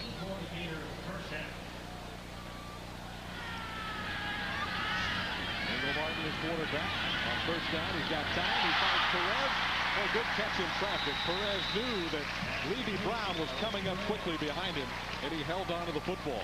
Also, a very nice job of finding the soft spot in the zone, sitting down, and then going up, catching the ball in his hands. Now, Carlos Perez, senior receiver, knows how to get open. Watch him come in your pitcher, catches the ball in his hand, puts it away, takes the stick from Levy Brown.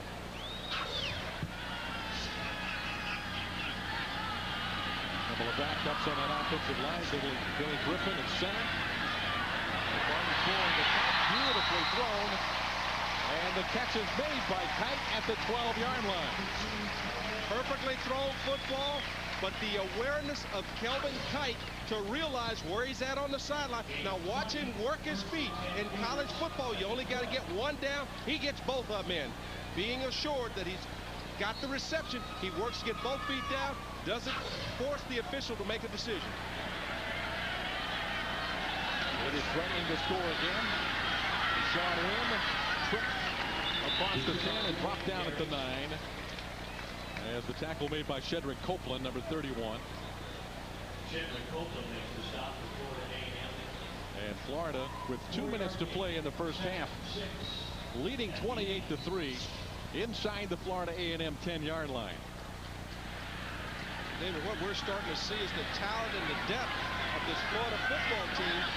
As you see in the red zone 4 times a day, 4 touchdowns. Screen play to win. Touchdown, Florida.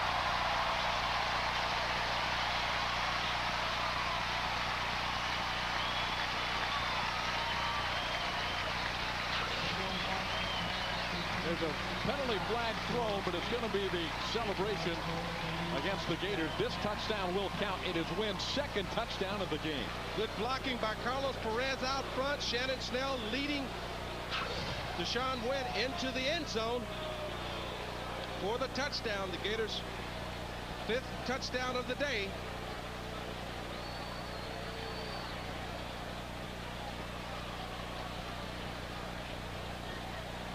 But David, if there's ever a penalty or rule that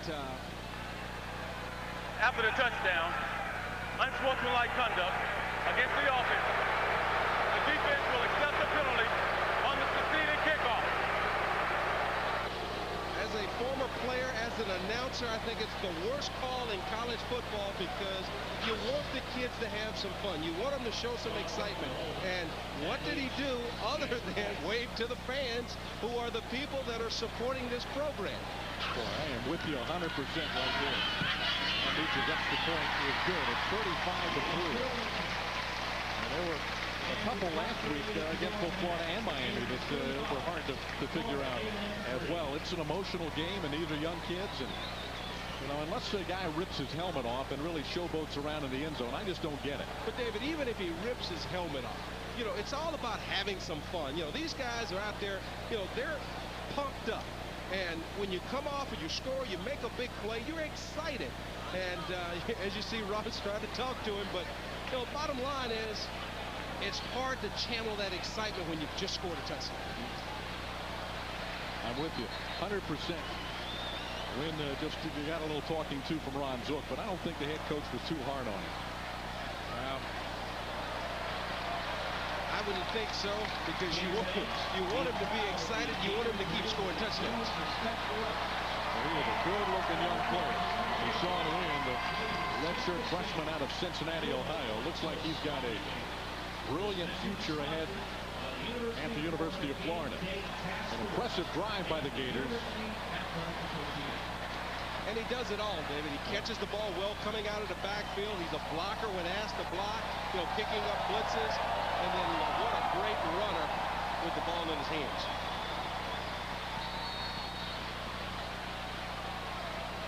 Well, if Petrovich kicks this one into the end zone, then you've really got something. Kaiser and Dent standing back after the penalty. Petrovich kicking the ball from the 20-yard line. He did handle it all the way back to the 6. It was Roosevelt Kaiser. Kaiser is swarmed at the 29. A flag comes down late. Corey Bailey made the tackle. But there are flags flying.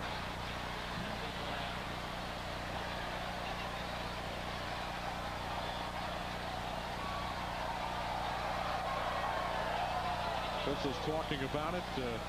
Don't forget to stick around. We'll have Florida A&M and the Pride of the Sunshine Band at halftime.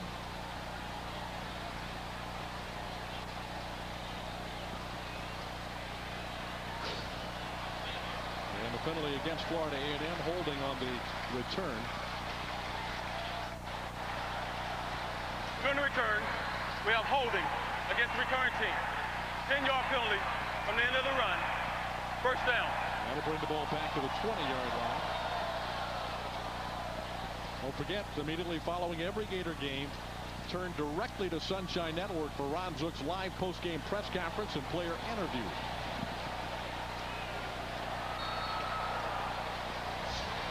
Ball is at the 20-yard line for Florida A&M. 1:30 to play in the first half from Gainesville. Scott is still the quarterback. He hands to Richard Pompey, who picks up 5 yards to the 25. Well, David, starting the ball game, we talked about the young guys that had played so far the first 2 ball games and continuing their development. And so far today, we've seen Deshaun Wynn have a great ball game. Channing Crowder, Jarvis Moss coming off the ball, making some plays. Torian Charles. As you start to look at this football team, this youth is starting to grow up. Well, I think Alan Hewitt last week down in the Orange Bowl and just taking another big step tonight against Florida A&M. What a test last week against the Hurricanes. There's a youngster who has made some big plays in the first couple of weeks. Marcus Thomas, the true freshman out of Jacksonville. He played his high school football at Mandarin High School. He's a big young fella. 6'4", 285. And already a playmaker. And hungry. And hungry. Very important ingredient on defense. You've got to be hungry so you can get after it.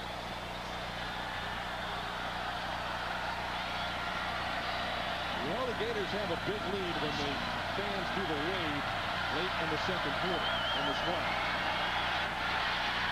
Scott's throw is batted away by Jeff Scott at the 29.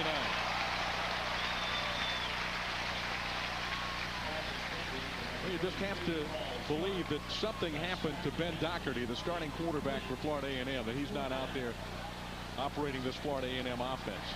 Yeah. Can't get reports on injuries from the sideline, but one would assume that's the case. Well, even if it really is, though, David, you would hope that for the Florida A&M Rattlers program and their sake that it's nothing critical, that hopefully he'll be able to bounce back next week and get some playing time, even if he doesn't make it back this afternoon versus the Gators. Rattlers will have to comfortable. Miller really has a strong leg. And he kicks this one out of bounds, denying Ratliff an opportunity for the return. And that will be the final play of the half. Dominating performance by the Florida Gators. They lead the Rattlers from Florida A&M 35-3 at the half.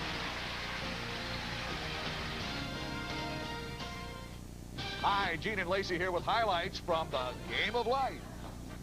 Here's the Vaughn family trapped behind the line of scrimmage at the Boss's Soiree. Their next play could mean the difference between a day of agony or ecstasy. So what's the next play, Gene? Good! Hey, they're going long. Touchdown, Vaughn family. Beef O'Brady's, where kids can be kids and so can grown-ups. Dad's almost home. No problem. Bubba Burgers. Take them right from your freezer to the stovetop or grill. The perfect anytime meal solution. Bubba Burgers, made from 100% choice beef chuck for a quick, tasty, anytime meal. Team Tom. Your turn. All right, Bubba night. Bubba Burger. You'll find them in the frozen meat case of your favorite local grocer. Bubba Burger. You'll never bite a burger better than a Bubba. A day in the life of the University of Florida.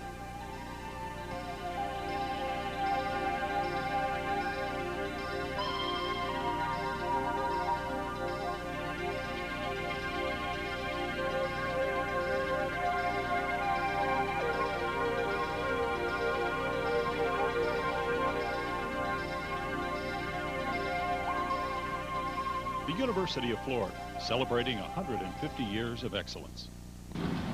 Hey, that thing got a Hemi? Yeah. Sweet.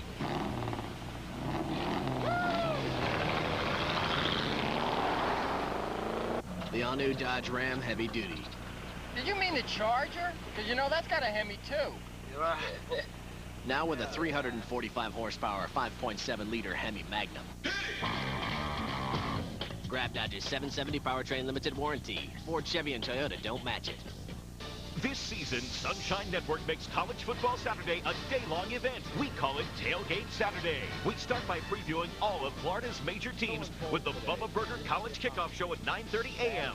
Then, we pick up where the networks leave off with all-new post-game coverage of every Florida and Florida State game. Finally, at 10 p.m., we recap the day's games with the Tailgate Saturday Football Wrap. From your morning coffee to your late-night snack, Sunshine Network is there with the all-new Tailgate Saturday.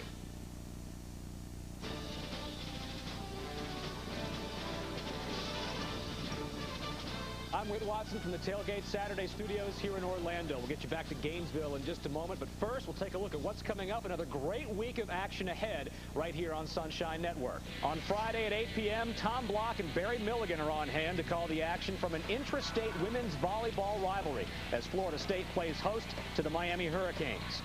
Then on Saturday, a full plate of college football action starting at 9:30 a.m. with the Bubba Burger College Kickoff. Frank Frangie, Terry Norvell, Brady Ackerman, and myself setting the table for a huge day of college football across the state, including Tennessee at Florida and Colorado at Florida State. Our college football action continues at noon as Mike Kruzek's UCF Golden Knights take on the Orange Men in the Carrier Dome. Rick Peckham and Brady Ackerman have the game's commentary live on Sunshine. Tailgate Saturday post-game coverage continues at 3:30 p.m. live on-site insight from the players and coaches in both Gainesville and Syracuse. We'll be on the air immediately after the conclusions of both the Gators and Golden Knights games, a combined post-game recap. But wait, there's more. At 7 o'clock following the Colorado-Florida State game, Seminoles postgame fires up our cameras and the microphones. Terry Norvell and I, along with the broadcast team in Tallahassee, live comments from head coach Bobby Bowden and from key Seminole players who made an impact during the game. Finally, we're back at 10 p.m. with the Tailgate Saturday Football Wrap, scores, highlights, analysis, and more to round out your college football day here on Sunshine. Hope you can join us all week long here on Sunshine. Back up to Gainesville for more Gator football coming up in just a moment. Lead the Rattlers from Tallahassee, Florida A&M University, 35-3. Welcome back to the press box, everybody, along with Ann Moore, David Steele, Steve Paddock down on the field. Boy, an excellent first half of football for the Gators. Again, Nat, they start a little bit slowly, as really has been the case early this season and all of last year as well. But once they get the offense cranked up tonight, very, very efficient offensively. Very efficient when you look at Ingle Martin threw his first interception, but then the offensive line took control. They started to run the football and basically have put up 35 points here early. And the Gator defense doing its thing, put in a tough position a couple of times. The Gators throw an interception right off the bat with Ingle Martin, but the Gators able to stop. And then special teams play again tonight, and that has been very good overall for the Gators. Right, Karan Ratliff coming around, blocking the field goal try of Vasquez, stopping a drive where they were able to take advantage of the interception. And there was just a great run by Deshaun Wen as he gets into the end zone from 2 yards out, sheds about 4 tacklers, and then watch the offensive line take control. Cedric Faison, another 4-yard run for a touchdown. Chris Leak, young man, does a nice job of using his eyes and then locate this big tight end in the back of the end zone for his first touchdown pass of the afternoon. And then once again, when you've got those big horses up front clearing the way, easy yardage for Rand Carthon to get into the end zone. And let's take a look at the stats. The Gators with those 5 touchdowns and 3 tailbacks in the game. All 3 scored a touchdown in the first half. And the Gators were about even with Florida A&M in terms of total yards after the first quarter. The Gators really dominated the second quarter of the football game. Dominated the second quarter, and if you look at the rushing and passing yardage, pretty even. Good mixture, good job of running the offense by Ed Zonbrecker with the play calling, and then not only Ingle Martin, but Chris Leak doing a nice job of continually moving the football without making a mistake. 35-3 is our halftime score, and let's go to the field. Steve Babick with Ron Zook. Ron, first of all, first half slow start, but you got to be pleased with the way the guys got better and better as the half went along. No, we did. You know, we just talked about. We got to come out of the second half. We got to continue to improve. One of the things we've talked about all year, we've done it all year, is we got to improve as the game goes on, and it's going to give us an opportunity to play. You know, our young guys. I mean, they're the guys, the freshmen, the guys that are playing a lot of football anyway, and we got to keep them going. And these guys, it's important to me that we come out this half and continue to get better. The running game really productive in that first half. Just I challenged the offensive line in there, and then they took the challenge. They want to run the football, and that's what we got to be able to do. Rand Carthon goes out with an injury, but we're so deep there. Deshaun Wynn, Cedric Faison, both did a great job filling in. They really did, and you know, Sean's all right. He's got a bruised shoulder, but there's no use. You know, I don't want to take a chance. You know, with what's coming up, the SEC race and all. But we got enough running backs. We need to keep getting better. How about the defense? What did you feel how they did the first half? A little sloppy early. They're not doing a lot of what the things they're trying to do. Just a quick game and going into the weak side of the formation. But once again, I mean, anytime you know they get you spread out like that, big things can happen. So you know we're not tackling quite as crisp as we need to. We're not chasing the ball like we need to. But we talked to them about that at halftime. Hopefully we'll see it in the second half. Thanks, Ron, very much. Let's go back to David and Nat. Focus getting better, and the Gators playing an outstanding first half overall. And don't forget, Sunshine delivers all the new Gator coverage this year. Live post-game reports every week. Turn to Sunshine immediately following tonight's game for Ron Zook's post-game press conference, as well as exclusive player interviews. That's live Gator post-game tonight on Sunshine. There's a look at Rand Carthon, as the Gators getting a touchdown, at least one, from all three of their tailbacks. Deshaun Wynn scored 2 in the first half. Coach Zook before the game told us that he feels like the letdown was not going to be a factor, the potential for letdown. As you look at what the Gators have done in the second quarter, again, just adding on to that stat here tonight. But when you only play 6 games in the Swamp per year, Coach Zook said, you know, these young kids, they're going to be able to get excited about playing a home game here in this stadium in front of a sellout crowd. And well, that's what we've seen in the first half of the game. The Gators showing no signs of a letdown. Well, it's really easy to play at home when you think about it. You're in a regular routine. The routine doesn't change. You're around familiar surroundings. It's when you go on the road that everything changes. And, you know, we talked about it in the opening that this team should have learned a lot from last week in Miami, where as they start to go on the road later in the year, that they'll be prepared. And the better they play here at home, the better they're going to feel about themselves with first confidence. A returnable kick, and Matt Petrovic gets taken down at the 15-yard line.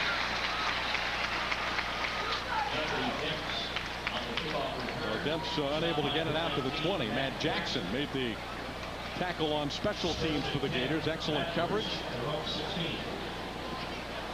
And let's see who's going to quarterback this Florida A&M football team. I think it's going to be our third quarterback of the evening for the Rattlers. It is Charles McCullum, a young man who possesses a lot of talent. He ran a very similar system in high school. So he's very comfortable in this Gulf Coast offense. Pompey with the ball carrier.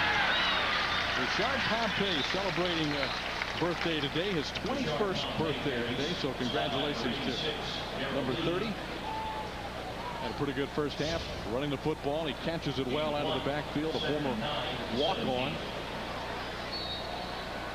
and the leading rusher last year for the Rattlers. There's Pompey again, carrying the ball across the 20 to about the 23-yard line. Starting quarterback Ben Doherty did not play very much in that second quarter, so you just have to believe that even though we have no report or nothing official to report on it, that something happened that Doherty was not able to come back in and play so far. He had a pretty good game going. He was 10 for 18 and moving the football exceptionally well. That's a nice catch and run by Gerard Morgan. And you see McCullum feels pretty comfortable in this system, operating at the quarterback position. A true freshman from Atlanta, Georgia. Gerard Morgan a little slow getting up. And I remember that Florida A&M They had Willie Simmons on campus ready to play quarterback for them, a transfer from Clemson, had 1 year of eligibility left. The NCAA ruled him and 9 other transfers who came in to play football for Florida A&M ineligible before the start of the season. Another quarterback also, Josh Driscoll from Arkansas State. Taken down by Darrell Lee. That was a great play. You know, we use the term great quite often, but that play by Darrell Lee, where he gets in the face of McCollum, jumps up, and then has the athleticism to come down and still reach out and make the tackle for a loss. Great sack by Darrell Lee. Off to a great start this year. Had 5 stops last week against Miami. He was everybody's high school All-American out of Missouri. He suffered a broken wrist back in the 2001 season in the game against Tennessee. Really set him back. McCollum going to keep it. And it's knocked out of bounds at the 30-yard line. Scott Manferry there to make the play for the Gators.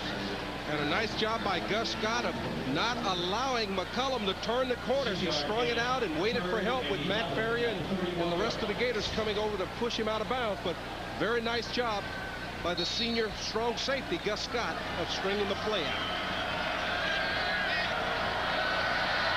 That's the most highly sought after recruit by the Gators coming out of high school in 2000. He was turned out to be an outstanding talent in that Florida secondary. McCollum punt faking, and he pumped 1 time too many. As number 55, Channing Crowder, came crashing through to make the sack.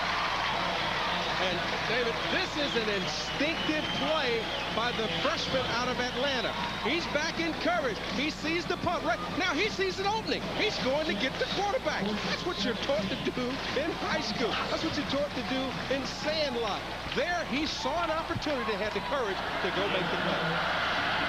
How good is Crowder? He's so good that the first time he was able to play, which was last week, this is going to be almost a block, but he tucked it under. Miller now fumbles it, and the Gators pick it up. Down at the 9-yard line goes Trey Orr.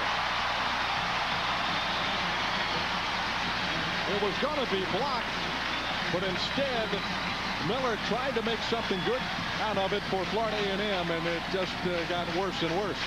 Orr picking it up, trying to run it in, but unable to score. It will be 1st and goal for the Gators at the 9. Because he had an interception in game 1 against San Jose State for a TD. Well, the Gators come with pressure right up the middle. It's Jermaine McCollum again. And, of course, the Miller decides to run with the football rather than getting it blocked.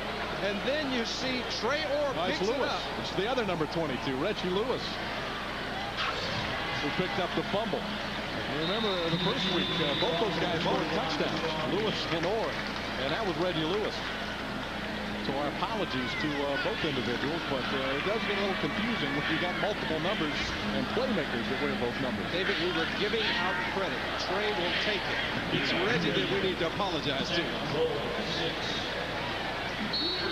Quarterback for the Gators is Chris Lee. So he gets the first call out of the shoot in the 3rd quarter. Deshaun in up the middle, scoring easily for the Gators. His 3rd touchdown of the game.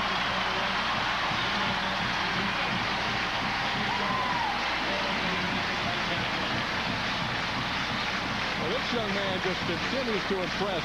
Very hard man to tackle. And Florida A&M wearing down. A wind just running right through the Rattlers. 4 rushing touchdowns for the Gators, and Joe Coyne, 250-pound true freshman out of Melbourne, Palm Bay, is the lead fullback, and that time he tucked in behind him, went in untouched for the touchdown. Gators now up 42-3 on Deshaun Wynn's 9-yard touchdown run. A day in the life of the University of Florida.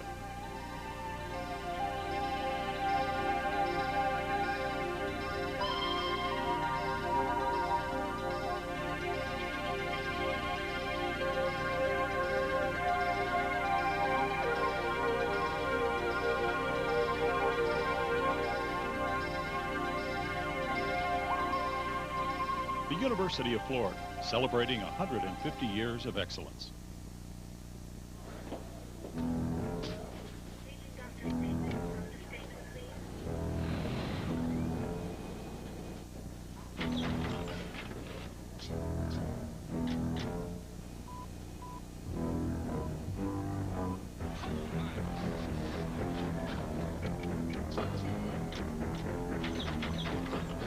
Gator fever, there is no cure. For everything else, there's Shands. Hi, Gene and Lacey here with highlights from the Game of Life. It looks like Michelle and the kids are having some trouble. Excuse me, don't you have the Cyclones game on? Cyclones, yeah, right, lady. Michelle's called a blitz. There's the first down. Oh, his ancestors felt that one. Oh, who's your daddy? I mean, your mama. Beef O'Brady's, making sports bars safe for women and children since 1985. Well, the Gators now pouring it on early in the third, 42-3, and Florida's offensive line just dominating the line of scrimmage. Just great blocking on that right side by Lance Butler, Randy Hand, Mike Nagori. Super job. So we've had 3 backs touch the football and run for big yardage as well as touchdown, and it's because of those big hogs up front. And then if you want to go to the left side, you got Max Starks and Shannon Snell. Outstanding job controlling the line of scrimmage.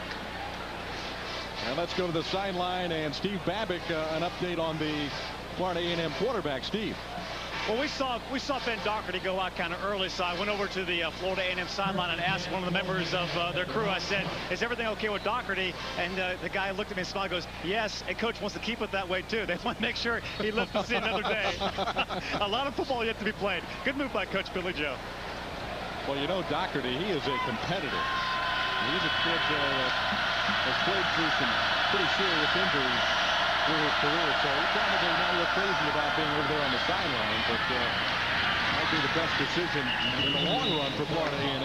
And sometimes you have to do that. You have to look at your season and what your goals are for the year. You know, this game has basically gotten pretty much out of hand. The Gators have ran off 35 unanswered points, actually 42 unanswered points, so you don't want to take a chance on getting your quarterback hurt, especially when he calls your plays. He's everything for you on offense. So the freshman Charles McCollum getting another opportunity to run this Rattler offense. They did pick up a first down their last possession. They're going to be 3rd down and long here. Gatorzone.com, the place to go for all the latest news on Gator sports. Plus, you can order all your Gator merchandise. Gatorzone.com, the official website of the Florida Gators. Let's go. 3rd down and 8 for Florida A&M. Kind of tucked in that Gulf Coast offense. Couple of running backs, just 3 wideouts on 3rd down and 8. McCollum will throw. And the man open Miller, but a nice defensive play by Gus Scott, knocking the ball away. Penalty flag on the play. Nice job of stripping the receiver as he's attempting to make the catch by Gus Scott on Miller. We might have a roughing the passer against the Gators. Personal foul, roughing the quarterback against the defense. 15-yard penalty from the previous spot. Automatic first down. And here's an over-exuberant freshman. And these are things that you learn as you get a little older, a little wiser, that if you can take 2 steps, you can pull off, and that's why Channing Crowder got called with the late hit on the quarterback.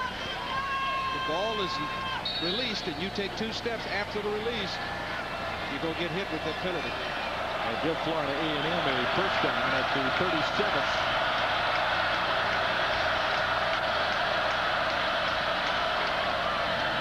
McCollum to Pompey around the left side and picks up good yardage on first down out to the 43-yard line. The stop made by Gus Scott. Rashad Pompey shows good quickness and agility as he starts it off the left side, left tackle, and then he bounces it outside, picks up about 7 yards before Gus Scott can make the tackle. You love those backs that can do a little bit on their own, to have the speed to run outside and the power to run inside. Another one of those legacies at Florida A&M. His dad played for the Rattlers in the late 70s. Here is number 32 carrying the ball, Paul Sharp, a fullback from Apopka. Getting a couple of yards on second down, close to a first down for Florida A&M. And they will signal 1st and 10 for the Rattlers. There was a good look at defensive coordinator Charlie Strong and James Spears in the background, signaling in the plays defensively.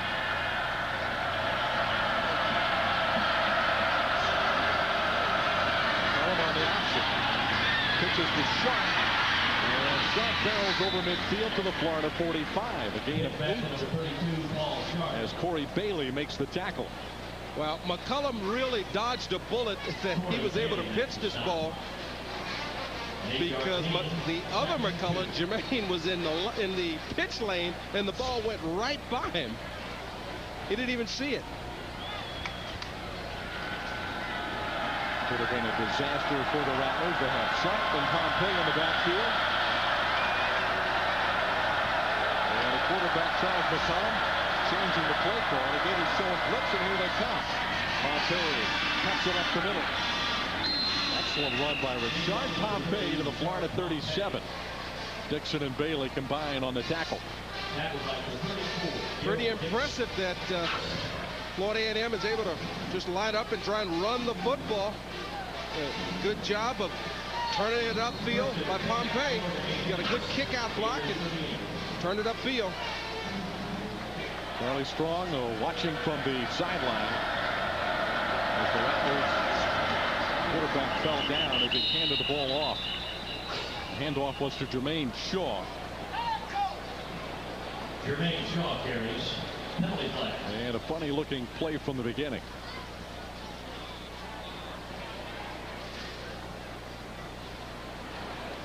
Referee Terry Prior Brown. to the snap, false start against the offense. Penalty 5 yards from the previous spot. Still first down. Assessing Florida A&M with their 7th penalty of the game.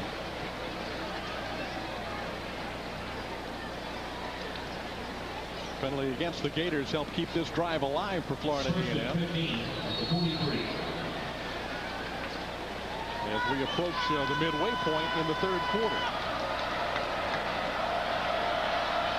A 4-man defensive front for the Gators.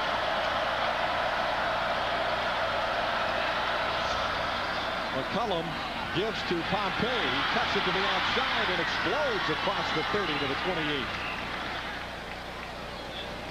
Some great blocking on the left side of that Rattler line.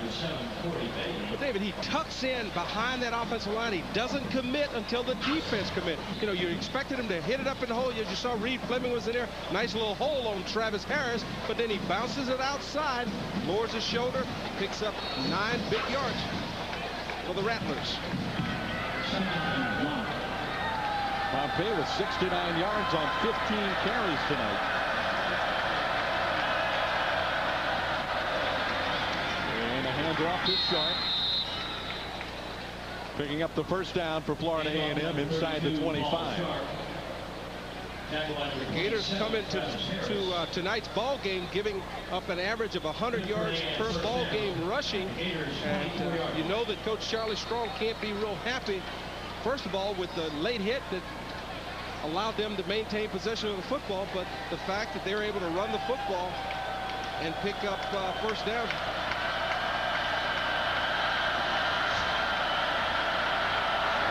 Marks down the field with the freshman quarterback.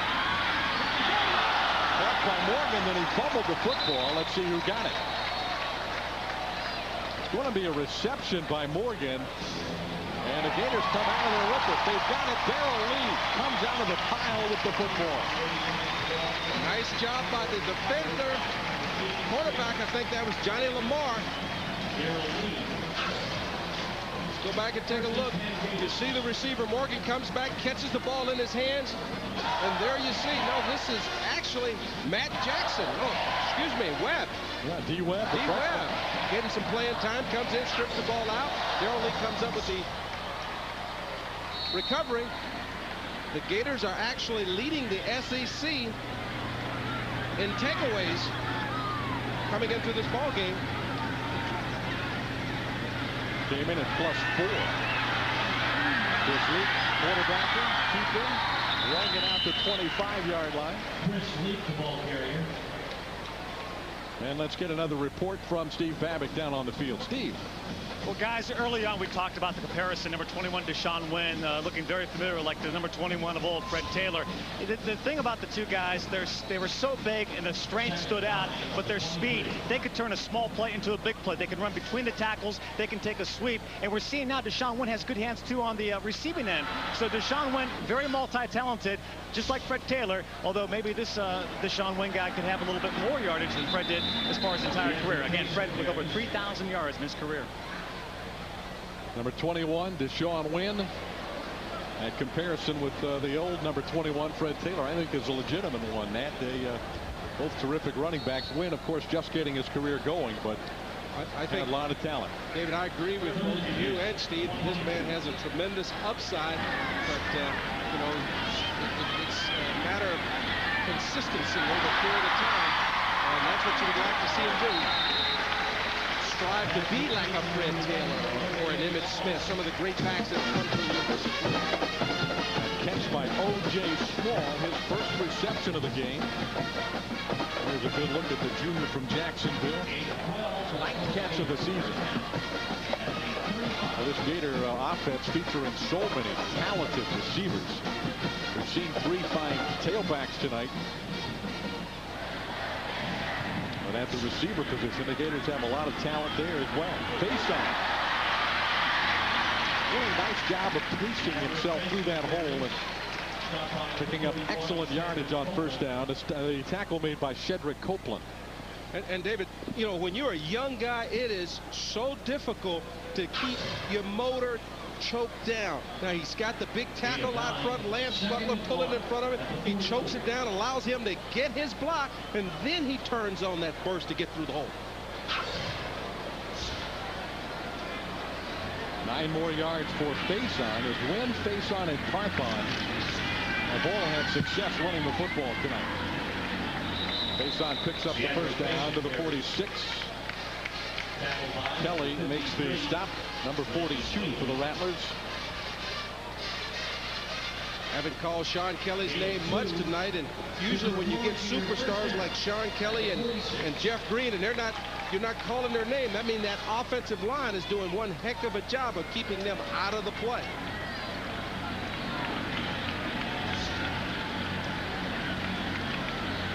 Equal throw on first down. Threads at the Troop, but he could not hold on.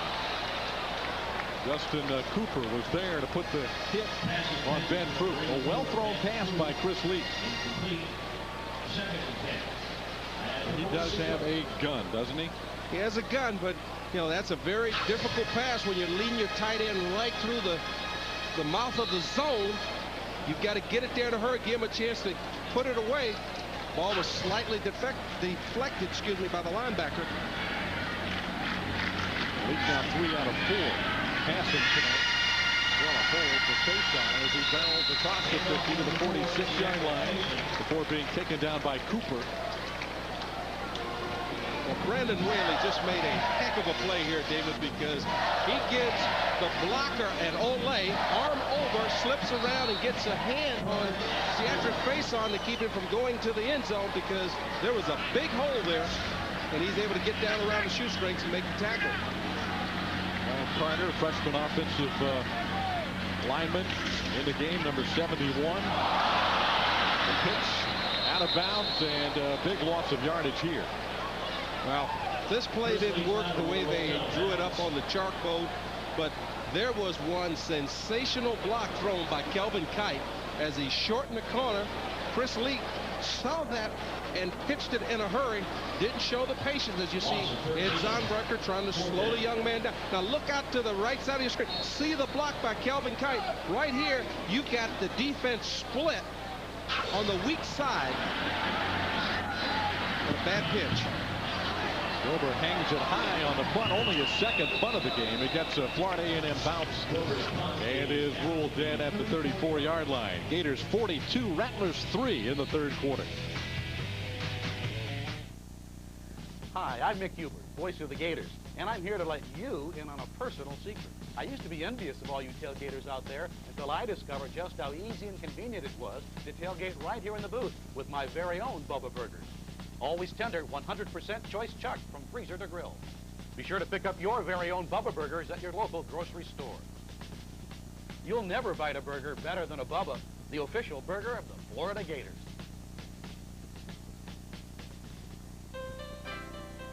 Walking through the grocery store, it's easy to get the feeling that our country has an endless supply of food, abundance and variety. It's what we've all come to expect. Meeting those expectations is the job of Florida's farmers. We work hard to ensure that grocery shelves are well stocked for you and your family. Because when you get right down to it, we don't just grow the food. We shop too. Safe, affordable, and abundant. Food for thought from Florida's farmers. Hi, Gene and Lacey here with highlights from the game of life. Here's the Vaughn family trapped behind the line of scrimmage at the boss's soiree. Their next play could mean the difference between a day of agony or ecstasy. So what's the next play, Gene? It's good! Hey, they're going long. Touchdown, Vaughn family. Beef O'Brady's, where kids can be kids and so can grown-ups. College football on Sunshine Network is brought to you in part by Wachovia, the official financial services sponsor of the Gators Sports Network. And AT&T Wireless Go Phone. It's the best wireless with no annual contract. In the third quarter from the swamp in Gainesville, McCollum's pass on first down is deflected by McRae. And that is an incompletion. A forward pass. And McRae got a hand on it. Senior from Miami. Great speed. And a nice play here late in the third quarter. 42-3 is our score. Gators rolling up big yardage on offense. And defensively have shut down the Florida A&M Rattlers tonight. In their final year as a 1AA football program, they'll step up to Division I next season.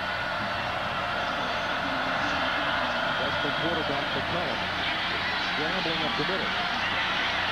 And a couple of Gators are there. Number 44, Marcus Thomas, grabbed his shirt and then got help from his teammates. And there's Ben Doherty, so he looks like he does have an ice bag maybe on that right shoulder. Well, he might have it up in a sling, it looks like.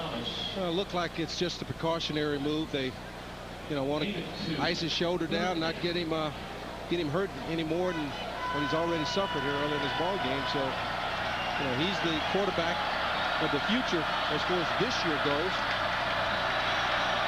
And an opportunity to get these young guys some playing time, dude. McCollum throwing, nicely thrown football, and it is caught by the Rattlers up near midfield.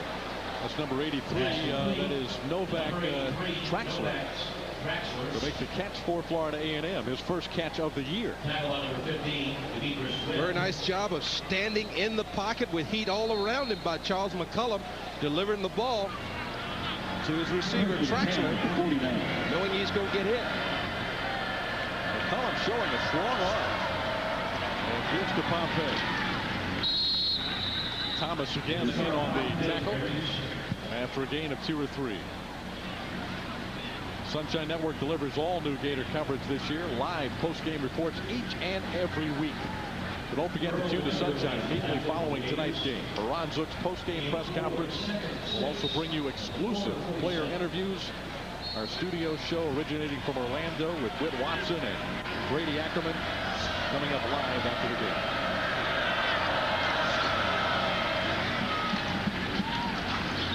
Give this to Jermaine Shaw. One of the things that happened last week versus the Hurricanes is, so much has been said about the Gators running out of gas, and now we see some of the young guys getting an opportunity to gain some experience there in the secondary. Number 32, Richard Brown, Number 26, Jermaine McCollum. Number 35, Ronaldo Hill. And number 15, Demetrius Webb. 49 is Clarence Holmes, the freshman from New Jersey. And Pompey continues to run hard. Everett was able to get a piece of him along with Mo Mitchell. But a gain of 4 yards on the play by Richard Pompey, the birthday boy. He's 21 today. There's a good look at true freshman Demetrius Webb, USA All-American coming out of high school out of Jacksonville Ed White.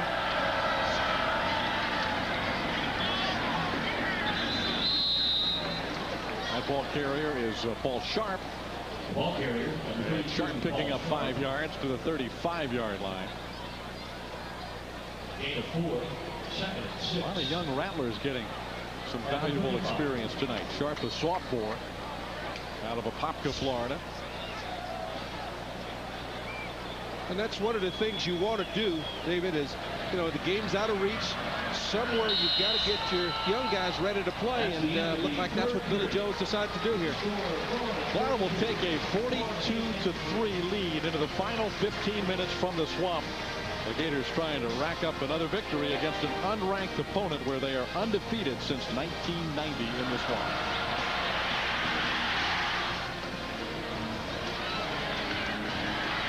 This football season, Sunshine Network and Steak 'n Shake have teamed up for their 2003 Florida Football Handbook. Schedules, analysis, depth charts, college and pro, we've got it all.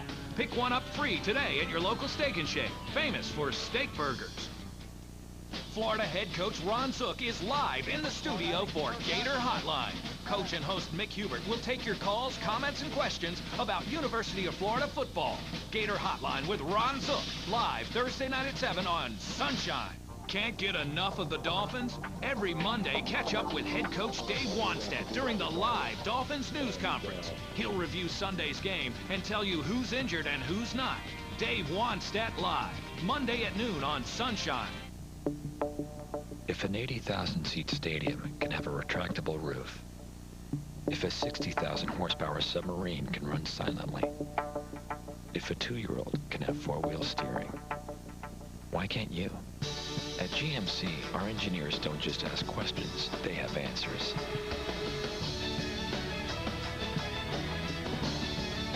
GMC professional-grade engineering. It's not more than you need, just more than you're used to.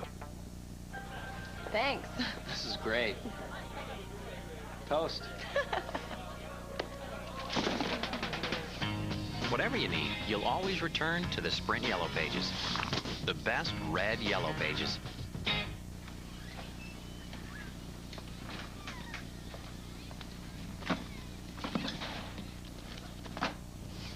Turns out the Sprint Yellow Pages are the only ones worth keeping. The best red Yellow Pages.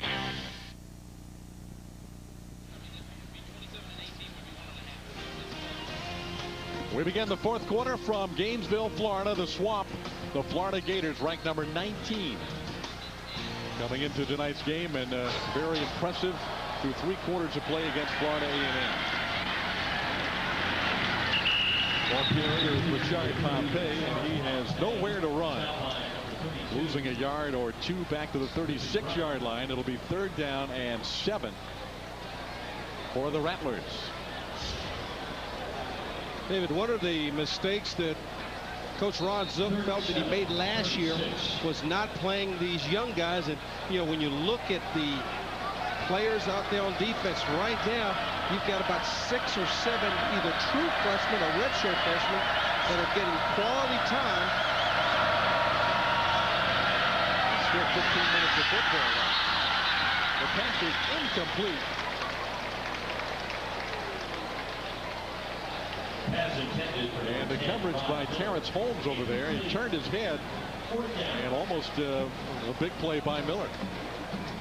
Stats through 3 quarters. The Gators, it doesn't look all that impressive on paper. 308 total yards to 202. But it has been a dominating performance by the Florida team.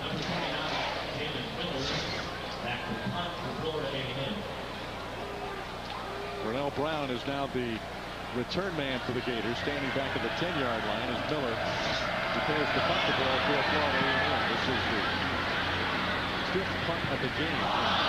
And beautiful punt by Miller. It's going to be down inside the 5-yard line at the 3. There is a flag drop, though, however, back around the line of scrimmage.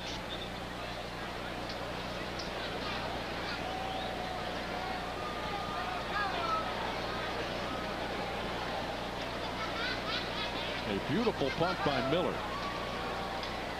Last year, a all-MEAC punter. But it's going to come back, and the Gators are going to make Miller try and nail it down in there again.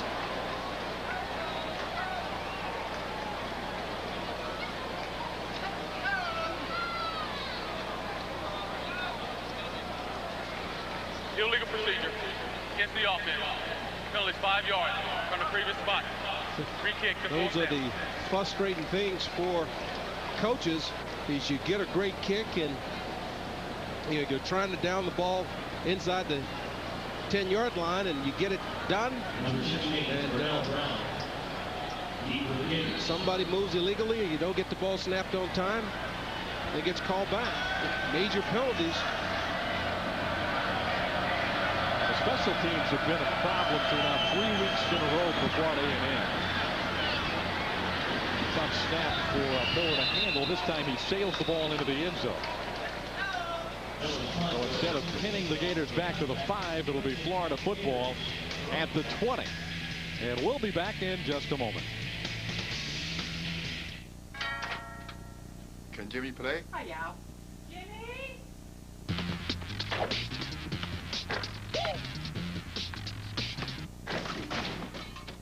Oops. Jimmy, come play. Hi, Derek. Jimmy?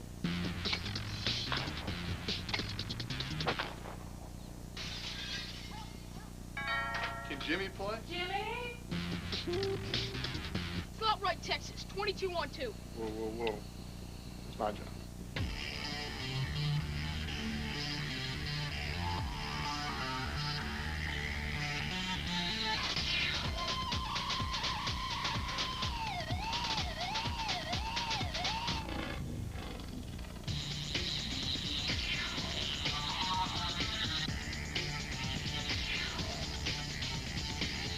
Lower Bowl season tickets start at just $20. Call 786-777-HOOP. What does it take to be a winner?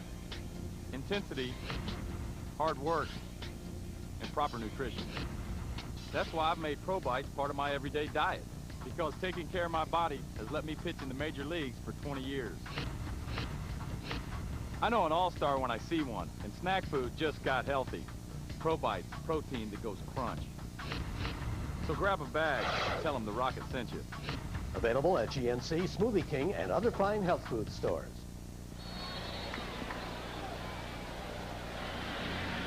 Florida with the football at the 20-yard line. And the quarterback, Chris Lee. Flag dropped immediately before the ball is snapped. Early in the 4th quarter, the Gators leading 42-3. Let's go to the field and Steve Babbitt. A dime. 10 cents. It's hard to believe, but this is all it took to land a former Gator great. And it's hard to believe, too, because you think about recruiting the Deshaun Wynns and the Chris Leaks. A lot of resources are needed. But about 30 years ago, Doug Dickey, Florida football coach, received a call from a former Gator baseball teammate, Bob McAlpin, who was coaching at Miami-Dade Community College. And Bob said, Doug, I've got a player here playing basketball, wants to play football. It's worth a phone call. I think it could really help you out. Well, Doug Dickey made that call. And the rest is Nat Moore history. What about that, Nat? Is that a true story or not? They got you for a dime here, huh? You know, it just goes to show you my whole life I've been taking advantage of. But no, it's a very true story, and I'm just happy to be a Gator. I'm happy to be involved with the Gators. They gave me my start, so it's great being here. All right, Nat Moore. Here he is then, and here he is now, and still looking awfully good for a young fella. Just a lot older and a lot heavier. And wiser, too. Let's go. Thank you. Thank you. Back to action here in the swamp. It's 2nd down and 15. They set up the screen play. Deshaun Wynn from the lead. And Wynn bouncing off backwards across the 30. It takes several Rattler defenders to bring him down at the 30-yard line. About the 33 is where they'll spot him. That'll be a first down for the Gators. It's just so difficult to break down because the first defender seems to never get him on the ground. He's got a real strong legs, and he continues to pump them, breaking tackles as he picks up the first down where he should have been stopped early on by Brandon Whalen.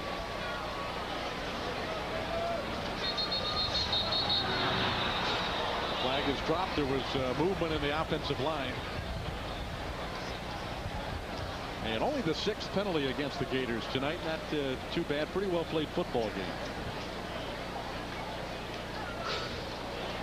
And another illegal substitution, this time against Florida.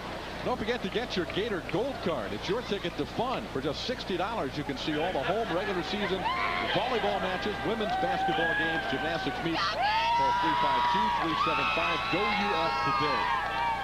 That Gator Gold Card, a valuable item here in Gainesville. First and 15. Central Florida. Folks that can get to those events really get a treat. Becky Burley's soccer team ranked in the top 20, and Mary Wise's volleyball team ranked in the top 5. Big win earlier on Saturday against the Minnesota Golden Gophers, the top 20 program as well. Deshaun will win the ball carrier. Stopped after a gain of a yard at the 29. David, as the Volunteers start to think about defending this Gator football team, you know, the Gators have so many weapons. Unlike in the past where you knew the Gators were going to throw the football, you know, this week as well as early in the season, the Gators have ran the ball so efficiently, it's going to make it extremely difficult for teams in the SEC to stop this offense. Threats the needle to Dallas Baker. Baker's first catch of the evening. Chris Luke showing that great arm and really throwing a rifle shot to Dallas Baker. But I love Dallas Baker. Now watch him reach back with his hands, catches the football, goes up. You know, these guys are going to be a combination for the future. They're going to rewrite record books if both of these young men stay healthy, David, because you've got a 6'3" receiver with great hands and tremendous speed. Scrambling, throwing on the run, and throws it out of bounds. Cornelius was the intended receiver, but there is a flag down. Is that right? Yep. Down around the 45-yard line, a penalty flag was dropped. Our cameraman, Chad Drain, had a little heart palpitation here. Watch this. Coming right at him on the sideline. Didn't know he was a receiver. We still haven't seen Chad. There he is. He's all right. You got one free hand, Chad. You can catch it. Well, he's good, but he's not that good. First and 15, Gator 47. Ball is on the 47, first down, and 15 for the Gators. 12:34 to go in the football game.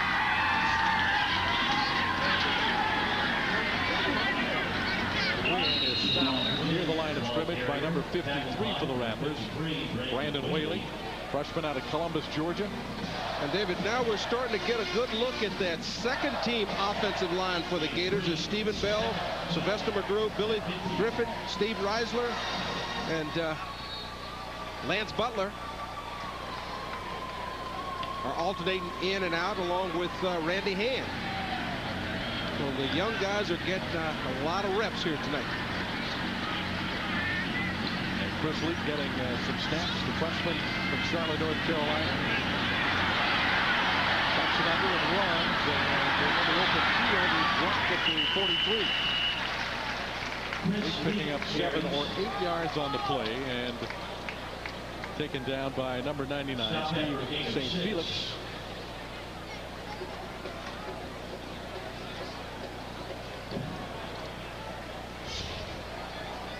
A reminder that immediately following every Gator game, turn your television to Sunshine Network for Ron Zook's live post-game press conference, as well as player interviews. throwing on third down. The catch was made by Kelvin Kite. He spins away from the Rattler. Still on his feet at the 25, and finally down he goes. What a run after the catch by Kelvin Kite. Well, David, I don't care what anybody says. Kelvin Kite is the ex-running back. Now watch the move. Forget breaking the tackle, but watch this. Drop that hand down, catches his balance, and then turns it upfield, picks up the first down. That's something that only a back works on. Receivers, we try not to get on the ground. Tremendous play by Kite. It's his third catch. Gator quarterbacks have really spread the ball around tonight. Win a gaping hole to the 5. Touchdown to Sean Wynn. That is his 4th touchdown of the game. Well, if you want to tackle Deshaun Wynn, the one thing you cannot do is get down around his knees. He is extremely strong in the lower body. He has the ability to kick through would-be arm tackles. And there we saw it again as he made 3 or 4 guys miss tackles and goes in for the touchdown. And extra point number 7 from Matt Leach gives the Gators a 49-3 advantage with 10:48 remaining in the football game. Wynn, his 3rd touchdown on the ground. He's got 1 in the air. It's all about learning to take care of your car the best way you can. Because when you really think about it, putting quality parts on your car is one of the smartest things you can do. That's why I love Napa so much. It's hats off to savings time at Napa, where you can get an authentic Florida Gators hat for only $6.99. Made by the game, these twill hats come in blue or khaki and normally sell for $15 to $18. But they're available for a limited time only for $6.99 while supplies last at Napa stores throughout Florida. Napa, get the good stuff. It is $24.99. It's been marked down from $25.99. It's really a bargain if you call today. These stones are commonly found in Brazil and Australia. At Wachovia, we learn from the world around us and realize that nothing in life can be too convenient. Wachovia convenience, so you can bank anyway, any place, anytime.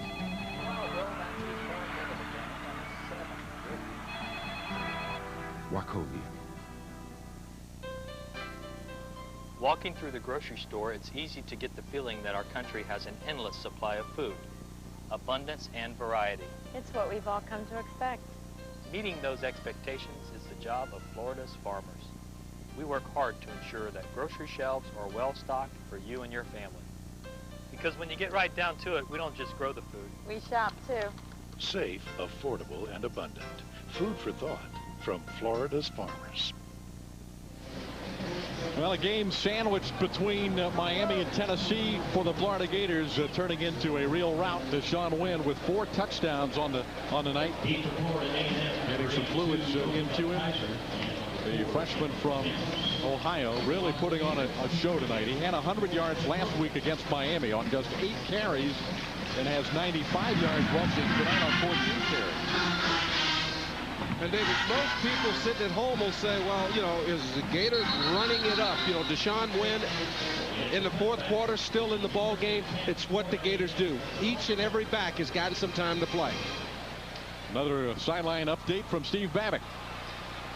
Well, we've often talked about the comparison of Deshaun Wynn to Fred Taylor, and when you look at a Deshaun Wynn and Fred Taylor comparison, they have the same style of running. They have the low gravity where they have that forward lean. They have great speed, that great strength. They can break tackles, and they've got that escapability. And again, they can take a short run and make it to a big play. Deshaun Wynn reminding a lot of Gator fans a whole lot alike Fred Taylor. Carried the ball 14 times tonight, rather, and also has 3 catches. Deshaun Wynn. Ball carriers Jermaine Shaw. Gets a couple of tough yards out to the 25. 10:38 to play in the football game. And the Rattlers came in with a loss to Alabama State and a win against Morgan State. There's Ingle Martin on the sideline, has not played at all in the second half. And surprisingly, we haven't seen Gavin Dickey. Well, you know, the Gators have only had 3 possessions here in the second half, and Dickey's warming up on the sideline, so I'm sure we're going to see Dickey. The next time the Gators get the football, that's Sharp carrying the football out to the 26. Week number 3 of the season, and we'll see our third quarterback, Dickey, apparently on the next Florida possession. Here's what Martin and Leak have done to this point through 3+ quarters. Pretty impressive. 16 of 20 between the two for over 200 yards, 2 touchdowns, and 1 interception where the ball flew on Ingo Martin his first pass, and then after that he sort of settled down and really started to run the offense exceptionally well.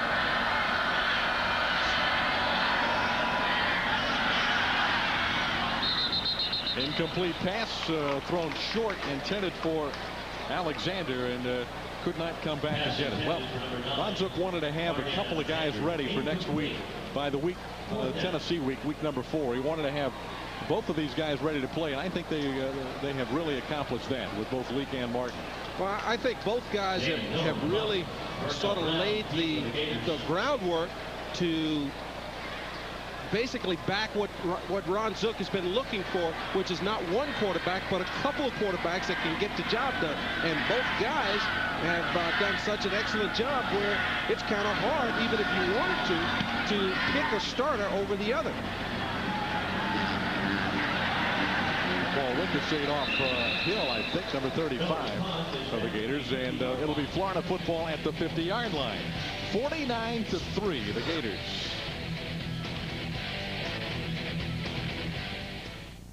Smoking was making our lives difficult. Everywhere we went, we had to worry about bothering other people, or worse, harming them. Especially our family. We finally decided that our independence and family are more important. You only need 2 things to give up smoking. A good reason, and you've probably got one of those. And some guidance and encouragement. Medicare wants to help you stop smoking. Call toll-free 1-866-65-BEGIN. Make the call and make a new beginning. Time to be getting into something new. Try a little Truckville attitude. Don't you think a Dodge look good on you? If you want to get a little Truckville attitude and a 7-year or 70,000-mile powertrain limited warranty, the only place you'll get it is in Truckville, which just happens to be your Dodge dealer. Grab life by the horns and don't let loose. Gotta love a Truckville attitude. There's a neighborhood where you get only half of what you need. Local and long distance. Are you comfortable with only half the services? Now you can get it all with Bell South. Introducing unlimited long distance and local, combined with singular wireless and internet for great savings, all on one bill. Call now for up to $100 cash back. When you know where to get the whole answer, why sniff around a neighborhood that only offers half? Bell South. Listening, answering. College football on Sunshine Network is brought to you in part by Napa Auto Parts. Hurry into Napa Auto Parts for your official Florida Gators hat. And the Simply Orange Juice Company. Simply Orange, 100% unfooled around with. Gavin Dickey now the quarterback for the Gators on first down at the 50-yard line. Westbrook from Tallahassee hands off to Travis Walker. His first carry of the game. Here's a good look at number 20, Dickey. Redshirt freshman out of Lincoln High School. I had a chance to watch his former team play last night in Orlando on Friday night against Orlando Edgewater High School. And what a great football program Lincoln has, as does Edgewater. So this young man comes out of a great high school program, and we talked about Leak and Martin, but this young man has a lot of ability as well. Well, last week when the Gators really needed a drive, Gavin Dickey was inserted into the ball game, and he moved the Gators down the field, picked up a couple of first downs, gave the defense a breather to try and make that last stop, which the Gators were not able to do. But came in, moved, picked up a couple first downs, running the option, and that's one of the things that Gavin Dickey gives you, the ability to throw the football, but he also runs the option exceptionally well. Ran for over 1,000 yards his senior year in high school. And fakes the handoff. Throws it before taking the sack. A nice, smart play by the freshman. It was quite a topic in the Gator Nation this past week. Dickey playing late in that football game, and Ron Zook said, look, Ingle Martin was unavailable, and Chris Leak had been ineffective for, I think, 3 consecutive possessions for the Gators, and Dickey was the next guy to put in there and had proven in practice and in the game against San Jose State that he was ready to play. But it also gave them a change-up in the plays that they were running. You know, Miami was now getting everybody up at the line of scrimmage. They were trying to create some pressure, and all of a sudden you've got a Gavin Dickey. You can run the option, which Miami had not practiced for, and he picked up 3 or 4 key first downs that way. Eric Wilbur hit a 55-yard punt early in the game. This is only his 3rd kick of the night, and it is fielded by Dempsey. Down he goes at the 14-yard line.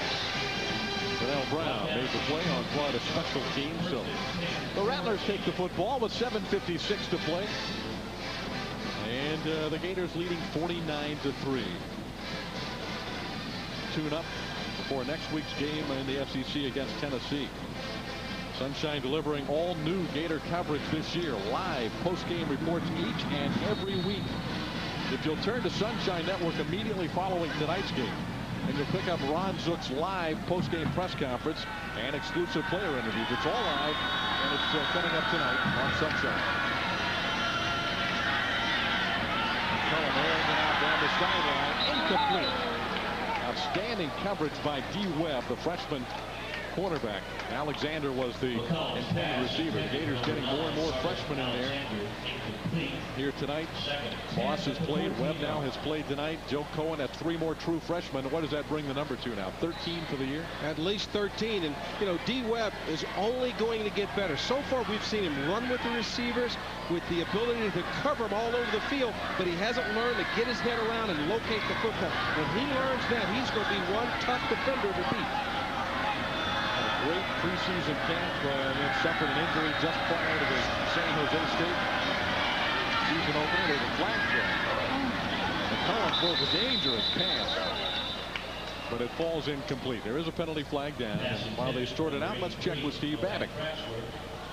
Thanks, David. Watching Eric Wilbur punt, and you mentioned about that long one he hit, and he had a big one too at Miami, and you could tell he has a live leg. It reminds me a lot of a punter that you should remember, Ray Criswell. Ray Criswell has the record for career average for a punter at Florida, a little bit over 44 yards, and you could see where Eric Wilbur definitely has the leg. He just needs to fine-tune some of the coffin corner type kicking, but overall, Florida definitely will have a better situation with field position with a punter like Eric Wilbur. Boy, Steve Babbitt missed your comparison tonight. I tell you, Taylor and Wynn, and now Criswell and Wilbur. He's dead on again, though. I tell you what, he's going back in the record books, isn't he? Absolutely right. Ray Criswell, and guy with boy, talking about a live leg. That ball just exploded off of his foot, and Wilbur has the same qualities as a punter. Well, Wilbur came into the ballgame averaging 30 yards per kick, and so one of the tough things for him is the Gators have moved the ball so well that most of the time he's trying to kick the coffin corner and etc. So his average would probably be even better, David. I think you're right. He has had a number of shorter punts which have brought his average down, but he boomed one from the goal line last week, as Steve pointed out, against Miami. Hit a big one early in this game tonight.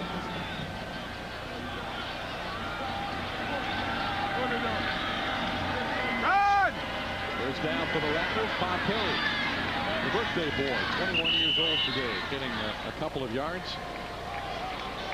There's number 99, Lingard, in on the stop.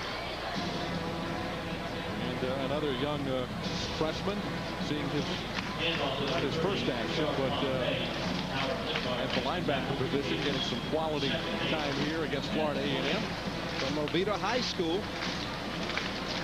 in Geneva, Florida. Just outside of Orlando. And bring up second down and with 6:40 remaining.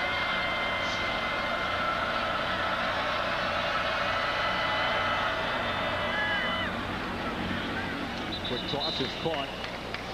Very, very little gain to the 31-yard line. Webb, well, he really shows some excellent cover skills, doesn't he? Just great quickness. He's in his back pedal, and as soon as he sees the release of the football, he drives on the ball, makes the tackle on Robert Dowdell, holding him short. for only a 5-yard gain. He was number 2 on the depth chart before the injury just prior to the season opener. So healthy again, and now Webb is moving his way back up. Third down, rolling is McCullough. Those are too high over the middle for Alexander, or rather Miller. Receiver, Rod Miller. And that'll bring up 4th down, another punting situation for the Rattlers. Cute little play. You know, you roll the quarterback to the weak side and you drag the receiver across. He rolls, he pumps, and then he stops. He's wanting to hit the receiver coming out of the back door, but the Gators were alert. Everett was in good position at his linebacker position, forcing him to throw it up and over, and another errant pass.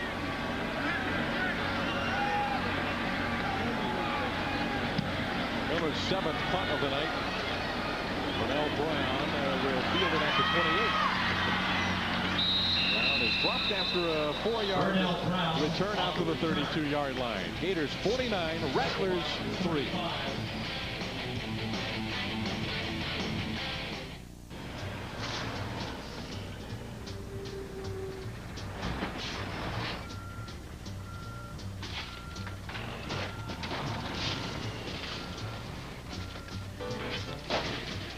Deciding on a Toyota SUV is easy. I thought you were going to pick one.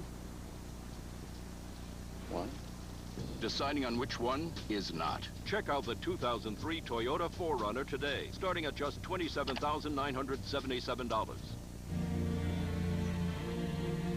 Man, I can't believe I shanked that 3-iron. I should have used a wood. I don't guess you mean Osmos from Great Southern Wood, the lumber with a lifetime warranty. Where is that? There it is. I think I can get it close with a wedge. Nah, I'm thinking 9-iron.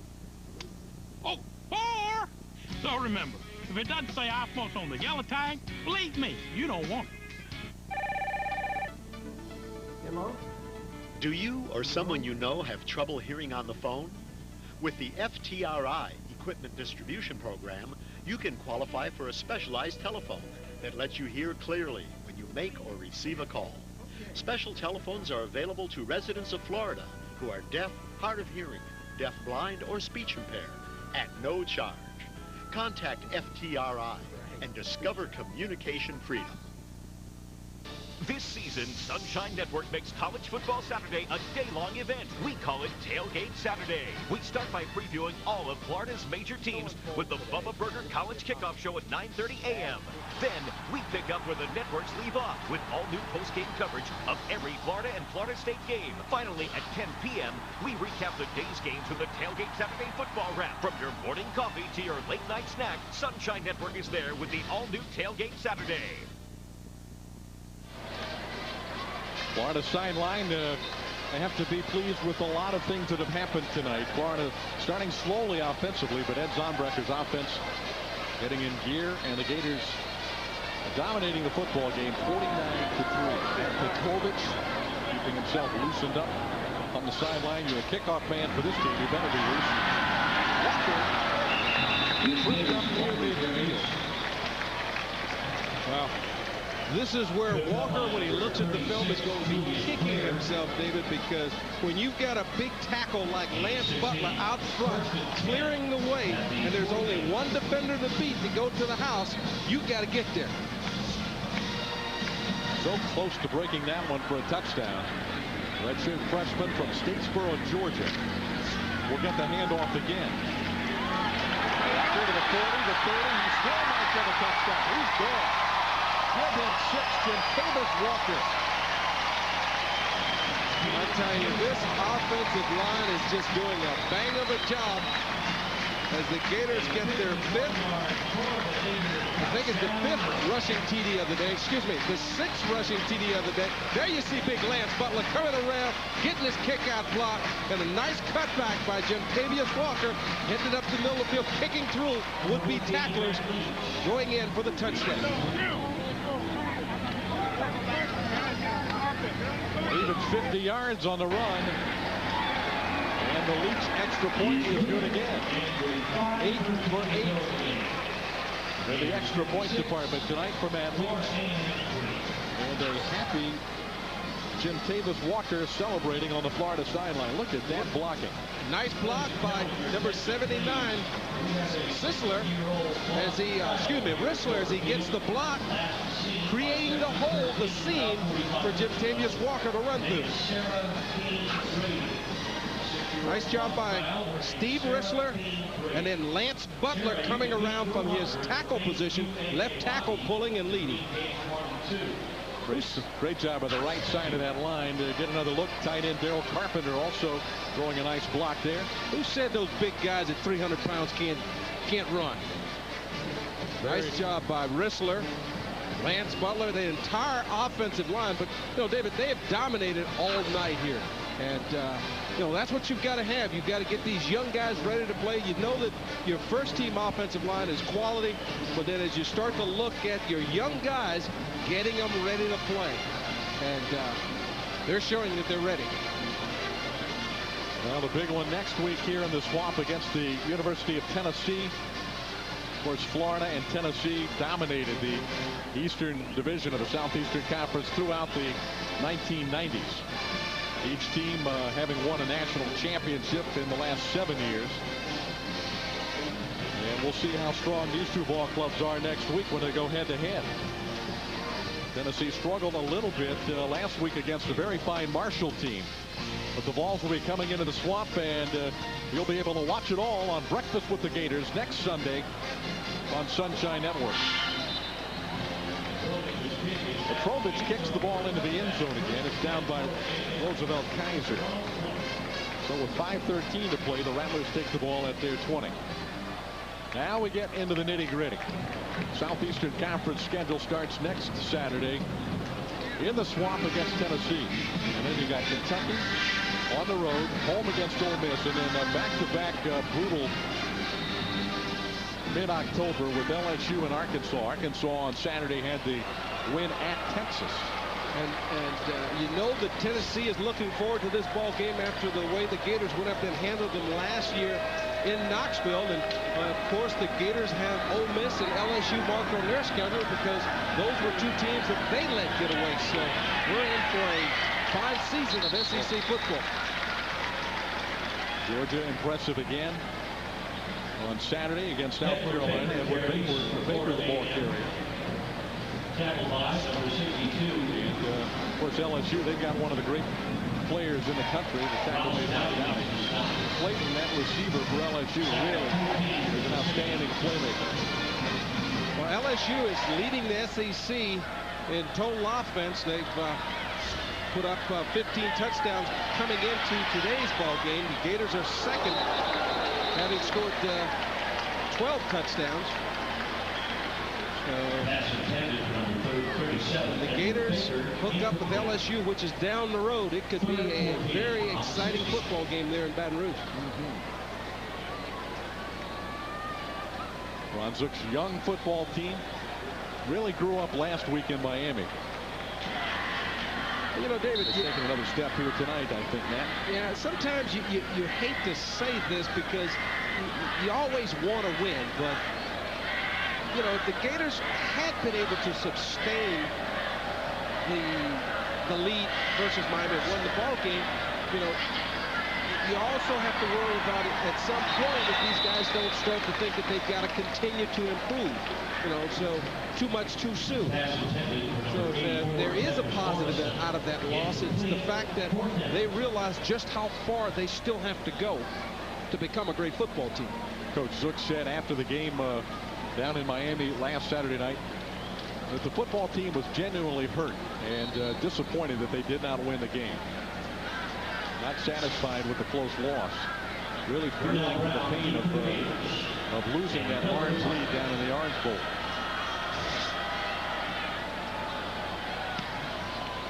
Miller's 8th punt of the night as Brunell Brown backpedaling to the 32-yard line. And a nice open field tackle by the Rattlers at the 31. That is Copeland bringing it down. Well, the play of the game tonight brought to you by Steak and Shake, famous for steak burgers.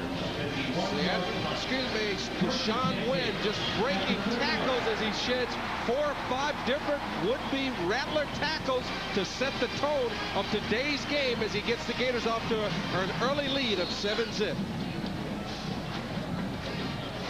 Big night for Wynn. 3 touchdowns on the ground. He caught 1 touchdown pass from Ingle Martin.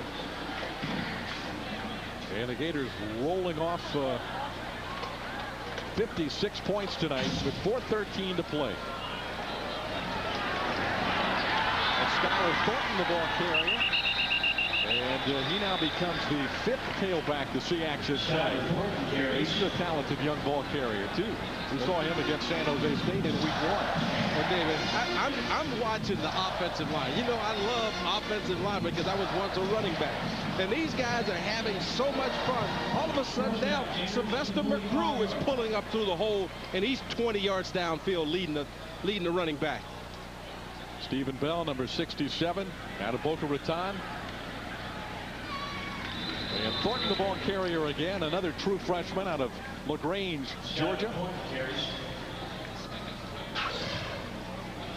Watch number 67, your left tackle, comes down the line of scrimmage, traps the defensive end, and look at the shot that he laid on him. That was Bell, the senior from Boca Raton, an excellent block. And it's 2nd down. Quarterback Gavin Dickey throws a strike. It is caught by Brown, and Vernell Brown has the first down to the 33-yard line. Kermit Eugene made the tackle for Florida A&M. Clock stops while they move the chains as Dickey runs the Florida offense.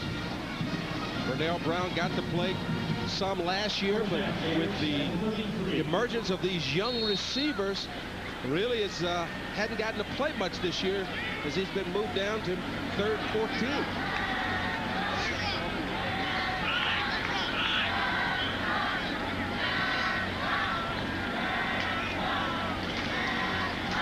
Thornton running to the right. Michael tackled at the 25-yard line, or he might have scored a touchdown. Whaley made the stop. I tell you, we've got to give Joe Wickline. We've been giving Ron Zook and Ed Zonbreaker and all these guys all this credit, but Joe Wickline, you know, the offensive line coach needs to get a big pat on the back because this offensive line is doing a fantastic job of getting movement. They're pulling, they're trapping, they're doing everything that you ask offensive linemen to do, and they're all doing it at a very high pace.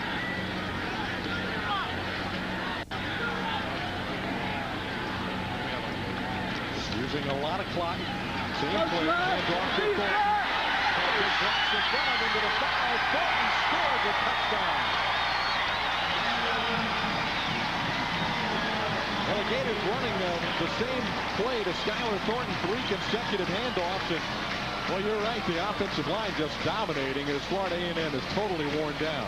And, David, if you're a real smart lineman, you realize that if you can get downfield and escort the running back to the end zone, you're going to get your picture in the paper, as Sylvester McGrew just did. Big block by big number 52, Sylvester McGrew. And the touchdown run by Thornton, his first career TD for the Gators. Last year, Florida A&M played in Miami and got beat 66-6. And this Florida team now is leading 62-3 with the extra point still to come. If you're into comparisons like our Steve Babbitt is. Dead ball. After the touchdown, unsportsmanlike conduct against the offense. Celebration penalty will be assessed on the succeeding kickoff. And it will be assessed after the kick.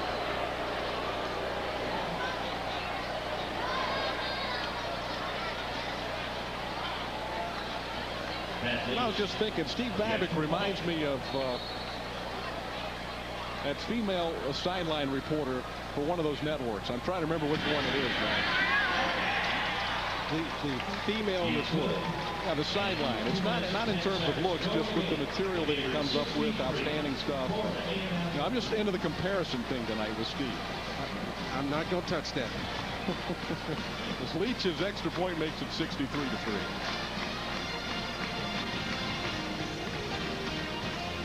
College football on Sunshine Network has been brought to you by Steak and Shake, famous for steak burgers.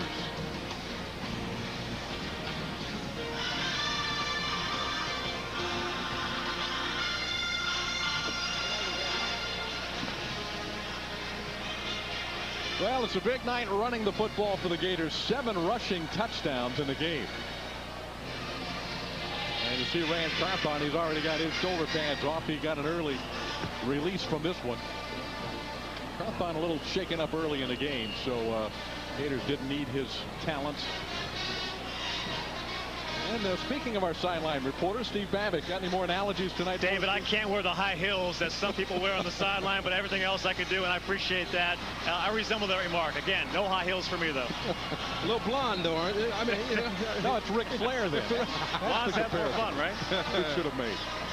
Great job tonight, Steve, as always. Thanks, guys. Appreciate it. Thank you. Florida A&M's band performed at halftime, put on an outstanding show. As always, they also played over in the O'Connell Center earlier in the afternoon during the volleyball match. So they've had a busy afternoon. They're in great demand all around the Sunshine State and all across the country, for that matter. The history of the Florida A&M band has been spectacular. It's one of the great bands in college for many, many years. Penalty flag is dropped as Demps is dropped as well at the 30. On the kickoff return, tackled by Howard Lingard. Howard Lingard made the stop. The freshman from Oviedo.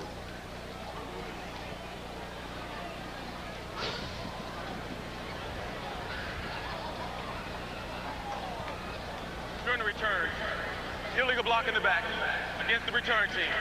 The penalty is 10 yards from the end of the run. First down. Don't forget, immediately following every Gator game, turn to Sunshine Network for the coaches' live post-game press conference and interviews with players. It's on Sunshine after every game, including this one here tonight against Florida A&M. Passing outside is Sharp. Sweeping down the right sideline, and Sharp is taken down from behind at the 32-yard line. Well, the youngster from Apopka has a big run. Caught by Webb from behind. But a big run for Sharp. And the clock stopped with 1:49 to play in the ball game. Gain of 46. A 46-yard carry. On a play that looked like it was dead at the line of scrimmage, he bounces it outside. You know, Dietrich Webb was actually knocked off his feet, gets up and chases him down and makes the tackle. This is Baker, the ball carrier. And the senior from Tallahassee out of Leon High School. Picks up 4 yards to the 30-yard line with 1:37 left. That tackle was made by number 51, Brian Royal. Second, 7 and 31. Royal, a sophomore linebacker out of Winter Park.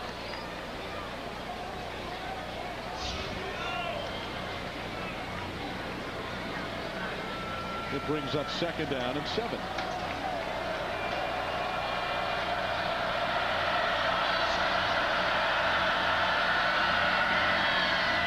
McCollum gives to Sharp, and Sharp stacked up near the line of scrimmage. David, even though Charles McCullum has not been able to get this Rattler football team in the end zone, he's been pretty impressive, especially as a freshman, of moving them down the field. Just have not been able to put some points on the board. Yeah, he seems to have a good idea of what this Gulf Coast offense is all about. Could be their quarterback of the future. After he started the game, he was out apparently with a shoulder injury. And has not played at all in the second half. The pitch comes to Sharp. Sharp cutting it back around to that Baker, cutting it back to the left side. And that Florida defense just too quick, drops him at the 25. Edward Baker carries. Time winding down here at Ben Hill Griffin Stadium, and that will be the final play of the football game. Florida A&M playing in its final year as a 1AA football program, coming into the Swamp and taking a licking from Ron Zook's Florida Gators, 63-3. The final score, the Zook's Gators go to 2-1 with big blowout wins against San Jose State and now Florida A&M. And the heartbreaking defeat last week down in the Orange Bowl against the mighty Hurricanes. And the Tennessee Volunteers coming up next week right here in the Swamp. Let's go to Steve Babbitt with Ron Zook. Okay, thanks. First of all, Ron, some of the things that stand out in this game that are very pleasant to you. Well, I think we ran the ball. I think, you know, we're getting better and better. We feel better about running the football. We're getting better at getting on our blocks and staying with our blocks. And I think we're getting, you know, we're getting a lot of confidence around the football, which we're going to be able to do. And, you know, we got sloppy there in the fourth quarter. And, you know, we talked, you know, we didn't want that to happen, but sometimes those things happen.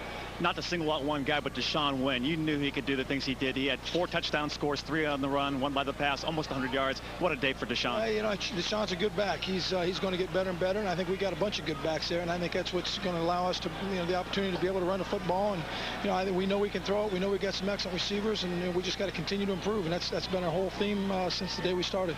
That starting offensive line did a great job with opening up holes and protection during the pass. It really did. Our offensive line is getting better and better, and, you know, what we said in the beginning that it was going to be one of our strengths, and you know, we really feel like it is. Going into Tennessee next week, Coach, you feel like this team's right where they should be right now? Well, you know, we'll find out. I mean, obviously it's going to be a big test. It's an SEC game, and you know, this is what it all, you know, this is what it all is about in the Southeastern Conference. We talked about that after the game last week. We talked about it before the game tonight, and you know, this, you know, this is where you know what it's all about right now is the Southeastern Conference, and Kentucky's the first game. We got them at home here, and we got to, you know, we got to play the way we're capable of playing. All right, thanks, Ron. Back up to David and Nat. Thanks, Steve. Coach Zook, the coach's goals coming in, Nat, to continue to improve, to get better in the kicking game, and to play hard despite a lesser opponent. Did they accomplish all? Well, the Gators did what they were supposed to do. They won a game they were supposed to win, and they continue to develop the young guys, and that's what you want to do in a ball game like this. And a resounding 63-3 victory for the Florida Gators here in the Swamp tonight. Florida now 2-1, heading against the Tennessee Volunteers next week. And don't forget, breakfast with the Gators next Sunday, 8:30 in the morning. The Gators and the Volunteers, a pair of top 20 football teams in a Southeastern Conference showdown. And don't forget to tune every Saturday night after the game. Sunshine Network press conference, live interviews, and that is coming up on Sunshine after tonight's game as well. Gators romp in the Swamp, 63-3, the final score. For Steve Babbitt and for Nat Moore and our crew for Sunshine Network, I'm David Steele. Good night, everybody. Thanks for watching.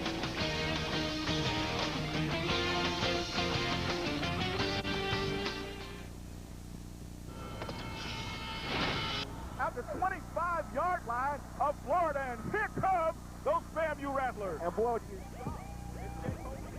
this is Rattler football.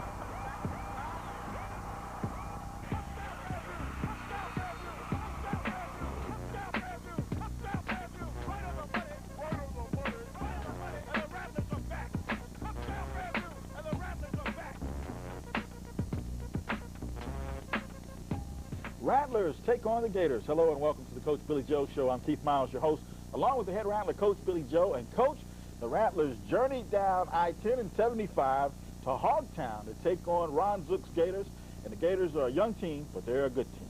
Yes, they are. They're very talented, very young, very inexperienced, very immature. But when you're dealing with talent and you're dealing with a team with a lot of depth, you're dealing with fire. So we went into the Swamp and made it very interesting for a while. Made it very interesting, and I'm very proud of our guys. They showed a lot of energy, a lot of excitement, gave me 110% effort, and they played well parts of the game. Yeah, Coach, there was definitely some bright spots in this football game, and you may have found some new talent that can help you down the road this season in this football game. Right, that is so true. You know, we played a lot of young people as well, and of course, Ben went down with injury. He succumbed to injury, banged up his shoulder. And we had to play Tony Scott. Tony came in and did the best he could. But we brought in a pure, true freshman in McCullough, Charles McCullough out of Atlanta. and did an excellent job. He's going to be a real fine quarterback once he gets acclimated and familiar with our system. All right, well, the Rattlers journeyed down to the Swamp, Ben Hill Griffin Stadium at Florida Field, and we came away after battling the Florida Gators. We'll take a look at first half highlights after this timeout on the Coach Billy Joe Show.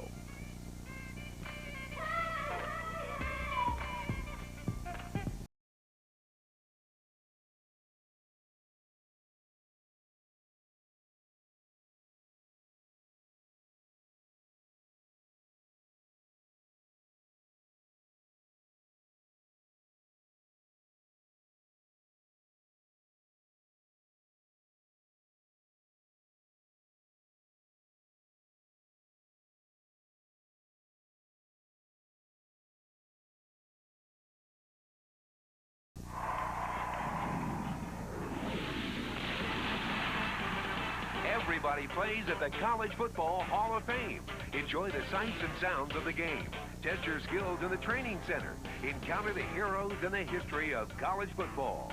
Whether you're a die-hard fan or a casual spectator, there's something for everyone at the College Football Hall of Fame. Open 7 days a week in South Bend, Indiana. And be sure to visit the Hall of Fame on the web. Welcome back to the Coach Billy Joe Show. Coach Joe, it was the first time the Rattlers and Gators ever got together on the college football field, and you matched wits with an outstanding gentleman in Coach Ron Zook. He is just taking over that Gator program, but he has it moving in the right direction, doesn't he? Yes, he certainly does, and he's a very class individual.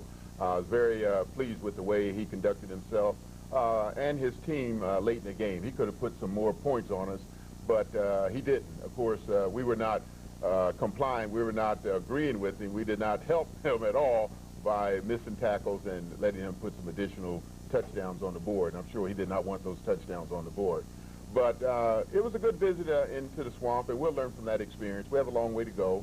Of course, we played a super power with all their coaches intact, all their 85 scholarships, their infrastructure is intact. They have a lot of quality blue chip student athletes. We're going to get those things. Those things are coming for us too, hopefully in the immediate future. Well, Coach, they had 90,000 on hand also down in the Swamp as the Rattlers and Gators hook up. And, Coach, it was really a big-time college football atmosphere. It was a loud place, probably one of the loudest college football stadiums in America, and well, they really support their Gators. Yes, they do. It was very loud, but they were very nice to the Rattlers. My wife was there, and she said that they treated her like royalty in the stands. But we used some artificial crowd noise during the course of the week in preparation for the Swamp. All right, here we go. Ingle Martin at quarterback on the first play from scrimmage. Levy Brown comes up with a big play, Coach. Oh, yes, it was so good to have Levy back in the lineup. It's very difficult to throw down the middle when Levy Brown is patrolling the center field. Well, Levy Brown certainly, Coach, certainly caught the eye of somebody on yesterday. He had a couple of big plays here early in the football game. And here we go, Ben Doherty at the controls, and Coach Ben Doherty played extremely well against the Florida Gator defense. Oh, yes. Ben is a real fine quarterback. He does it all. Can run it, can throw it. He's an intelligent young man, has a good feel for the Gulf Coast offense, does a great job. Well, Juan Vasquez nailed his first field goal, Coach, but it came back on a penalty. And here's our second attempt at it, and this time Kewan Ratliff comes through and blocks the kick. And so it's 0-0. We've got that early lead, but the penalty hurt us, and we had a number of penalties on the afternoon, Coach, and I know that's one of the things you want to clear up as we move back to playing more at our competitive level to get those penalties out of there. That's right. We have to improve with our penalties. We have to improve with special teams. We have to get better. There's no question about that, as you see a big good stop there. Yeah, that was a big third down play, and Levy Brown came up and met Rand Carthon, their starting running back, to prevent the Gators from getting that first down. They had to punt, and that was another big play by Levy Brown. That's right. We had our moments. We had our good moments there in the Swamp. It wasn't a complete zero. We played well in spots. Parts of the game, we looked like a real class football team. Well, there's another one of those showcases of talent. That punt landed, Coach, on like the 1-yard line and backed the Rattlers up. On our next possession, we start deep in our own territory, and here we go. This is Ben Doherty trying to find us some room to get out of there, and there's Jermaine Shaw, their coach, and boy, Damon's going to have to punt this one from the back of the end zone, and it's deflected, and the Gators are going to be set up with excellent field position, and you can't let a good team have a short field to play with. That's right. We just have to find a way to get better with our special teams. Our special teams at this point not performing up to par, and we just have to get better. We're going to spend more time. We're going to work very religiously and feverishly trying to get it right, because we have to do better. All right, here's Deshaun Wynn, coach. This was a good initial stick, but he's strong, and he bounced off our tacklers and went into the end zone for a touchdown. And he said he tied the Gators school record on Saturday for 4 touchdowns against FAMU. Yes, he's a real fine football player out of the Buckeye State, out of Ohio, and of course he's probably the best back in the country from Ohio right now. All right, there's Rod Miller on an end around and trying to make something happen. Coach, in fact, Coach Ron Zook, who is a Miami of Ohio graduate, said he remembered you when you were at Central State, and you used to keep up to date with what you were doing there, and he has a lot of respect for you as a coach. That's right. I have a lot of respect for him as well. Back in the early 80s, of course, different freshman teams from universities could compete against each other. We competed against Cincinnati and a whole host of other superpowers up there with our freshman team. There's Cardan Alexander, coach. Some outstanding young receivers on this Rattler team. Cardan Alexander, one, Gerard Morgan, and you're going to see these young guys begin to step up now and exert themselves and make some outstanding catches against this Florida defense. That's right. We have a lot of freshmen playing, a lot of new people playing, a lot of inexperience, and we're just going to get better and better as the weeks and the games go by. We're going to get better. Yeah, that's Ben Doherty. That pass was intended for Rod Miller, and he just overthrew him. But Coach Rod had 2 steps on his defender and had beat him, and this time Juan Vasquez nails a 47-yard field goal. Oh, yes. Juan's a great kicker, very accurate. His leg is much stronger this year than it was the previous 3 years. As you can see, we have him kicking off, and he puts them in the end zone or near the end zone. Yeah, the Gators on the ensuing kickoff fumble the kick return, and the Rattlers come up with a big fumble recovery, and once again, now we're on the short side of the field.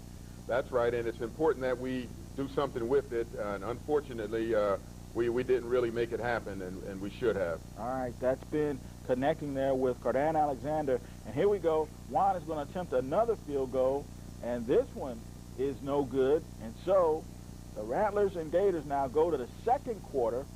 And here we go. Ben Hill-Griffin, Florida Field, and Ben Doherty at quarterback from the gun, tosses this one downfield. And, Coach, that was a lot of bumping and stuff going on. We thought we might get a pass interference call, but we didn't get it. And here we go. Here's some good defense. Jeff Green there wrapping up on a solid tackle on, I think that was Spason for University of Florida. And another outstanding back. There's Ben Troop, Coach, the big tight end, and he is an outstanding ball player. Oh, Big Ben, he's an excellent tight end, big, tall, strong, has good hands, very athletic. All right, this pass picked off by Kewan Rattler, and that sets the Gators up in good field position again. Here they come on the option play, and once again, a nice run, setting them up inside the 10-yard line. And Coach, in the second quarter is when the Gators really exploded. Really, at the end of the first quarter, it should have been 14-9. Had we converted on those 2 field goals. But in the second quarter, the Gators exploded for 21 unanswered points. Yes, that is true. And unfortunately, we gave them some points. Of course, you could say they earned them as well. But when you turn the ball over and you're getting things blocked and you're fumbling and you're dropping the ball, it makes it very, very difficult for you to negotiate the ball.